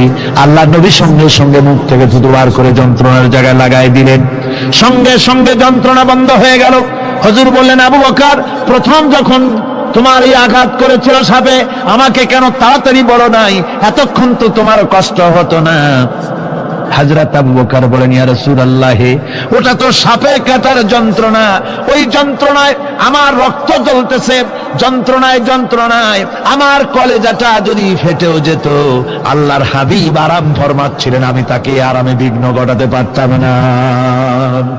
আমার ভাইয়েরা, হযরতে আবু বকর হযরতে রাসূল দুজন বসে আছেন। এমনি সময় কাফের বেঈমানেরা খুঁজতে খুঁজতে জায়গা মতো এসে গেছে। একজনে বলে ভিতরে আছে, আর একজনে বলে নাই। পায়ের যদি থাকবে তাহলে মাকড়সায় জাল বুনালো কি করে, পাখি ডিম পেড়ে বসে আছে কি করে, তাদের সন্দেহ হতে লাগলো। এর মধ্যে না একজন বলে আছে আর একজন বলে নাই। হযরত আবু বকর ভয়ের চোটে কেঁদে ফেলেছেন, হুজুর আর উপায় নাই। এই যে অবস্থা, এই অবস্থার ভিতরে, এই অবস্থার ভেতরেও আল্লাহ নবী এতটুকু ঘাবড়ে যান নাই। শত্রুরা তরবারি নিয়ে এসেছে, সুযোগ পেলেই একটু তাকালেই দেখতে পাবে, তুলে মেরে ফেলে দেবে। আল্লাহর হাবিব মোটেই ধৈর্য হারালেন না, এতটুকু হতাশ হলেন না। আল্লাহ পাকের হাবিব তার সাথীকে কি বললেন? তখন কোরআনে কারীম সূরা তাওবার মধ্যে আল্লাহ তা উদ্ধৃত করেছেন মুমিনদের জন্য, ইযহুমা ফিল গার ইয ইয়াকুলু লিসাহিবিহি লা তাহজান ইন্নাল্লাহা মা'ানা। ও আমার সাথী, ও বন্ধু, ভয় করো না, চিন্তা করো না, আমরা মাইনরিটি নই, আমরাই মেজরিটি। তার কারণ আল্লাহ আমাদের সাথে আছেন। সুবহানাল্লাহ, আল্লাহ আমাদের সাথে আছে। আর বন্ধুগণ, কোরআনে কারীমে রব্বুল আলামিন বলেন, فأنزل الله سكينته عليه وأيده بجنود لم تروها। আল্লাহ পাক তার মনের মধ্যে গভীর প্রশান্তি এবং স্বস্তি দান করলেন, আর এমন সৈন্য দিয়ে সাহায্য করলেন যে সৈন্যদেরকে তোমরা দেখতে পাও না। এভাবে করে রব্বুল আলামিন মুমিনদের বিপদে আপদে মুসিবতে সব সময় আল্লাহ পাক মুসলমানদেরকে সাহায্য করেছেন। জোরে বলেন সুবহানাল্লাহ। মুমিনদের সাহায্যকারী আল্লাহ। তাই ইসলামী আন্দোলনের সাথে যারা আছে, যারা কর্মী, যারা নেতা, যারা মুমিন, যারা ঈমানদার, মেঘের মতো প্রচন্ড কালো মেঘ হয়ে চতুর্দিক থেকে অন্ধকারের মতো সে এসেছে বিপদ, কোন বিপদ না। আল্লাহ পাক সাহায্যকারী। কে সাহায্যকারী? জোরে বলেন, সাহায্যকারী কে? আল্লাহ সুবহানাহু ওয়া তাআলা, তিনি সাহায্যকারী, ভয় নাই। আল্লাহ পাকের উপর ঈমান আনলে পরে কলিজার ভিতরে দুর্জয় সাহসের সৃষ্টি হয়ে যায়, কোনো ভয় অন্তঃকরণে তার থাকে না। আল্লাহ পাক সাহায্য করেন। আর আল্লাহর উপরে ঈমান আনলে পরে রব্বুল আলামিন বলেছেন, ইয়া আইয়ুহাল্লাযীনা আমানু হাল আদুল্লুকুম আলা তিজারাতিন তুনজিকুম মিন আযাবিন আলীম। এমন একটা ব্যবসার কথা কি বলবো না, যে ব্যবসায় তোমাদেরকে জাহান্নামের আযাব থেকে বাঁচায় দেবে। তার প্রথম কাজই হলো আল্লাহর প্রতি ঈমান আনা। ঈমান আনলে পরে এই সমস্ত গুণ তৈরি হয়ে যায়। আর ঈমানে সবচাইতে উপকৃত হয় সমাজের লোকেরা, রাষ্ট্রের লোকেরা, পরিবারের লোকেরা, দেশের মানুষ উপকৃত হয় মুমিনদের দিয়ে ঈমানের কারণে। তার কারণ হলো একজন মুমিন, একজন ব্যক্তি যখন ঈমানদার হয়, মুমিন হয়ে যায়, আল্লাহর প্রতি যখন প্রগাঢ় বিশ্বাস তার এসে যায়, তখন সেই ব্যক্তি নৈতিকতার মান তার বেড়ে যায়। জোরে বলেন সুবহানাল্লাহ। নৈতিক চরিত্রের উপরে সে প্রতিষ্ঠিত হয়, সে মিথ্যা বলতে সাহস পায় না। মুমিন ব্যক্তি মিথ্যা বলতে সাহস পায়? পায় না। কেন পায় না? মিথ্যা বলতে সাহস পায় না, ঠকাতে সাহস পায় না, ওজনে কম দিতে সাহস পায় না, শয়তানি বদমাশি করতে সাহস পায় না। তার কারণ হলো আল্লাহ পাক বলে দিয়েছেন, মুমিন কোরআনের ভিতরে পড়েছে, ইয ইয়াতালাক্কাল মুতালাক্কিয়ানি আনিল ইয়ামিনি ওয়া আনিশ শিমালি কাঈদ। দুজন নিয়ন্ত্রণকারী ফেরেশতা তোমার ডানে এবং বামে বসে বসে তোমাকে নিয়ন্ত্রণ করছে। কোথায় যাও, কি করো, এই ফেরেশতারা বসে বসে সব দেখতেছে। মা ইয়ালফিযু মিন কাওলিন ইল্লা লাদাইহি রাকীবুন আতীদ। মানুষ এমন কোনো কথা বলে না যা ফেরেশতারা রেকর্ড না করে, সব রেকর্ড হয়ে যায়। তাই মুমিন ব্যক্তি দায়িত্বহীন কথা বলতে পারে না। মুমিন ব্যক্তির চরিত্র ভালো হয়ে যায়, সে যে কথা বলে বুঝে শুনে কথা বলে, সে যে ওয়াদা করে বুঝে শুনে ওয়াদা করে। যেহেতু সবকিছুর জবাব কিয়ামতে দিতে হবে। কোথায় দিতে হবে? কোথায় দিতে হবে? কিয়ামতে আল্লাহর দরবারে জবাব দিতে হবে। মহান আল্লাহ রাব্বুল আলামিন বলেছেন, ওয়ালাকাদ খালাকনাল ইনসানা ওয়া না'লামু মা তুওয়াসবিসু বিহি নাফসু। মানুষ সৃষ্টি করেছি আমি, তার অন্তঃকরণের ভিতরে ওয়াসওয়াসা কি হয় আমি জানি। এই জন্য মুমিনেরা মনের ভিতরে কোনো খারাপ কল্পনাও করতে পারে না। খারাপ কল্পনা করলেও তার হিসাব দেওয়া লাগবে আল্লাহর কাছে। কার কাছে? ওয়াইন তুবদু মিন আনফুসিকুম আও তুখফুহু ইউহাসিবুকুম বিহিল্লাহ। আল্লাহ বলেন, মনের মধ্যে যেসব কল্পনা করো তা প্রকাশ করো আর গোপন রাখো, ওইটার হিসাব নেব আমি আল্লাহ পাক। কিয়ামতের দিন আমার কাছে হিসাব দিতে হবে। বন্ধুগণ, এই জন্য মুমিন যারা, মুমিনদের চরিত্র প্রতিষ্ঠিত হয়, মুমিনদের ধারণা থাকে যেখানেই যাই না কেন, যেখানেই বসি না কেন, সেখানেই আল্লাহ, আল্লাহ ছাড়া কোনো জায়গা নাই। আছে নাকি? আছে। আল্লাহ পাক বলেন, মা ইয়াকুনু মিন নাজওয়া সালাসাতিন ইল্লা হুয়া রাবিউহুম। তোমরা যেখানে তিনজন মিলে পরামর্শ করো, মনে রেখো তিনজন নও, ওখানে চতুর্থ সত্তা আমি রব্বুল আলামিন তোমাদের কাছে আছি। সর শুনি আর দেখি, পাঁচজন যেখানে হও সেখানে আমি ষষ্ঠ। এর থেকে যদি কম হও, এর থেকে যদি বেশিও হও, বান্দারে তুমি আছো যেখানে আমি আল্লাহ আছি সেখানে। উপায় নাই, সব জায়গায় আমি দেখতে পাচ্ছি। শুধু তাই নয়, রাত্রিবেলায় মানুষেরা গোপনে পরামর্শ করে, করে না? করে কিনা? রাতে রাতে পরামর্শ করে, এক জায়গায় বসে, হলের মধ্যে, পাহাড়ের মধ্যে, কোন জায়গায় বসে পরামর্শ করে। কি পরামর্শ? ইসলামী আন্দোলনের লোকদের মারবে, কোথায় তাদের ধরবে, কোথায় তাদের অত্যাচার করবে, এই সমস্ত পরামর্শ করে। আল্লাহ পাক বলছেন, শুনুন, আল্লাহ রাব্বুল আলামিন বলেন, ওয়া হুয়া মাআহুম ইয ইউবাইতুনা মা লা ইয়ারদা মিনাল কাউল ওয়া কানা আল্লাহু বিমা তা'মালুনা মুহীতা। আল্লাহ পাক বলেন, তিনি তো ঠিক সেই সময়ও তোমাদের কাছে থাকেন যখন তোমরা নিজেদের ঘরের মধ্যে বসে, কোন এক জায়গায় বসে আল্লাহর মর্জির খেলাফ পরামর্শ করো, আল্লাহ তখনও তোমাদের কাছে থাকেন। আল্লাহর এহাতা থেকে, আল্লাহর কর্তৃত্ব থেকে বেরিয়ে যাওয়ার কোনো উপায় নাই। সুতরাং গোপনে বলেন, প্রকাশ্যে বলেন, যেভাবেই যা কিছু করা হোক না কেন, আল্লাহর কাছে আমাদের সমস্ত অপরাধগুলি ধরা হয়ে যায়। আর এটাই হচ্ছে ঈমানের সীমা পরিসীমা।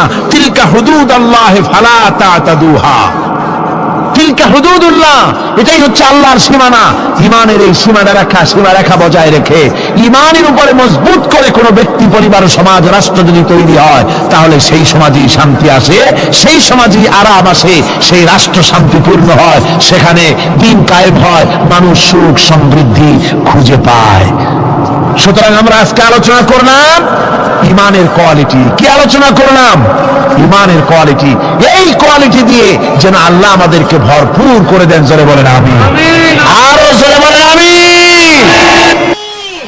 ربنا ظلمنا أنفسنا وإن لم تغفر لنا وترحمنا لنكونن من الخاسرين ربنا لا تزغ قلوبنا بعد إذ هديتنا وهب لنا من لدنك رحمة إنك أنت الوهاب ربنا فاغفر لنا ذنوبنا وكفر عنا سيئاتنا وتوفنا مع الأبرار ربنا وآتنا ما وعدتنا على رسلك ولا تخزنا يوم القيامة إنك لا تخلف الميعاد আয় আল্লাহ রাব্বুল আলামিন, বিশাল এই জনতা নিয়ে তোমার দরবারে হাত তুলেছি।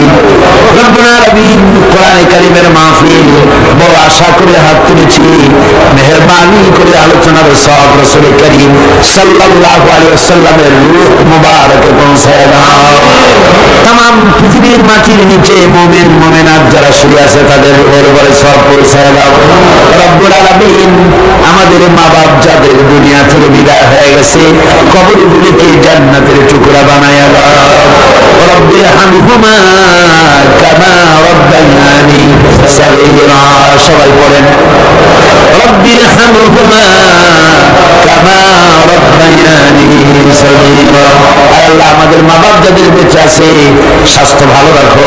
আল্লাহ তাদেরকে হায়াতে তাইয়্যিবা দাও, সিহাতে কুল্লিয়া দাও, খাতিমা বিল খাইর করো। রব্বুল আলামিন, কোরআনে কারীমের মাহফিলে বড় আশা করে আমরা হাত তুলেছি। আমাদের জিন্দেগির সকল গুনাহ খাতা মাফ করে দাও। আয় আল্লাহ তাআলা, জীবনে বহু গুনাহ করেছি, গুনাহ করে করে জীবনটাকে নষ্ট করে দিয়েছি। আয় আল্লাহ, তুমি দয়া করে মেহেরবানি করে আমাদের জিন্দেগির গুনাহ মাফ করে দাও। রব্বুল আলামিন, না বুঝে সওয়াব মনে করে অনেক শিরক বিদআত আমরা করেছি, মনে করেছি ওতে সওয়াব হবে, আমরা বুঝি নাই। আল্লাহ, আমাদের ভুল বুঝানো হয়েছে, নিজেরাও ভুল বুঝেছি। এভাবে সওয়াবের নিয়তে শিরক বিদআত আমাদের মধ্য থেকে যা হয়েছে, আল্লাহ দয়া করে তুমি আমাদেরকে ক্ষমা করে দাও। আয় আল্লাহ, আমাদেরকে দয়া করে শিরক এবং বিদআত মুক্ত জীবন যাপনের তৌফিক দিয়ে দাও। রব্বুল আলামিন, এত বড় বিরাট তাফসীরুল কোরআন মাহফিল, লক্ষ লক্ষ টাকার প্রয়োজন। আল্লাহ, টাকা পয়সার অভাব নাই। রব্বুল আলামিন, তুমি গানি আর আমরা ফকির। আয় আল্লাহ, এই শহরে এমন লোক আছে একজনই মাহফিলের খরচ দিয়ে দিতে পারে। আল্লাহ, তোমার বান্দাদের দিল তুমি নরম বানায়া দাও। কোরআনের মাহফিল কোন বছর ঋণগ্রস্ত থাকে নাই, এবারও যেন থাকে না। আল্লাহ, বাজেট যা আছে তার চাইতে বেশি তুমি মেহেরবানি করে জোগাড় করে দাও। রব্বুল আলামিন, আরেকটা দোয়া তোমার দরবারে করি। চেস্তিয়া বজনিয়া শেষ হয়ে গেল। আল্লাহ, ওদের সাথে আমাদের রক্তের সম্পর্ক নাই, ওদের সাথে আমাদের আত্মীয়তার সম্পর্ক নাই, ওদের সাথে আমাদের শুধু ইমানের সম্পর্ক। আল্লাহ, ওদেরকে মেরে মেরে কাফিররা শেষ করে দিল। মাবুদ, বজনিয়া চেস্তিয়ায় আর একবার তুমি তোমার রহমতের ফেরেশতা পাঠায় দিয়া সাহায্য করো। আল্লাহ, কাশ্মীরের মুসলমানদের উপরে আরেকবার সাহায্য করো। রব্বুল আলামিন, এই মাহফিল আল্লাহ যত মানুষ আসে, আল্লাহ বড় আশা নিয়ে আসে কোরআনের মাহফিলে। অনেকের মুখ বেরিয়ে আছে, তাদের ধারণা কোরআনের মাহফিলে দোয়া কবুল হয়। আল্লাহ, তুমি দয়া করে এই ধারণা তুমি মঞ্জুর করে নাও। যার যত রোগ আছে, বাড়াই আছে, বাধা ব্যাধি আছে, আল্লাহ সকলকে মাফ করে দাও। সুবহান রাব্বিকা রাব্বিল ইজ্জাতি আম্মা ইয়াসিফুন ওয়া সালামুন আলাল মুরসালিন আলহামদুলিল্লাহি রাব্বিল আলামিন। ওয়াজআল আখিরা কালিমাতিনা ইনদাল মাউত লা ইলাহা ইল্লাল্লাহু মুহাম্মাদুর রাসূলুল্লাহ। ওয়া লাকাদ খালাকনা ইনসানা ওয়া না'লামু মা তুওয়াসবিসু বিহি নাফসু ওয়া নাহনু আকরাবু ইলাইহি মিন হাবলিল ওয়ারিদ। মানুষ সৃষ্টি করেছি আমি, তার অন্তঃকরণে কি চিন্তা হয়, কি কল্পনা হয় তাও জানি আমি। আর আমি আমার বান্দার যেই সাহারাগের উপরে মাথাটা খাড়া আছে, এই রোগের চাইতেও আমি বান্দার বেশি নিকটে। আল্লাহ পাক গোপন রাখেন নাই, বলে দিছেন আমি কিন্তু এখানে আছি। সুবহানাল্লাহ। আচ্ছা বলেন তো আল্লাহ কোথায় আছেন? এটি একটি মুশকিলের প্রশ্ন। সাধারণত লোকেরা বলে আল্লাহ সব জায়গায় আছে। এই কথা, এই জবাব সঠিক নয়। আকীদা সাওয়াব হতে হবে। আল্লাহ সব জায়গায় আছে এই কথা সঠিক নয়। যদি আল্লাহ সব জায়গায় থাকেন তাহলে দুনিয়ার সব জায়গা ভালো না, কিছু কিছু খারাপ আছে। তাহলে খারাপ জায়গায়ও থাকতে হয়। নাউযুবিল্লাহ বলেন। আল্লাহ কোথায় আছে এই প্রশ্ন আল্লাহরই করি। সওয়ালে মুকাদ্দারের জবাব, পৃথিবীর মানুষ আল্লাহকে প্রশ্ন করবে তুমি কোথায় আছো। রব্বুল আলামিন প্রশ্ন করার আগে জবাব দিয়ে দিয়েছেন আর রাহমানু আলাল আরশি ইস্তাওয়া। আল্লাহ পাক আরশে আজিমে আছেন। কোথায় আছেন বলেন? এক আঙ্গুল আকাশের দিকে উঁচু করে বলেন আল্লাহ কোথায় আছেন? আরশে আজিমে আছেন। সুবহানাল্লাহ।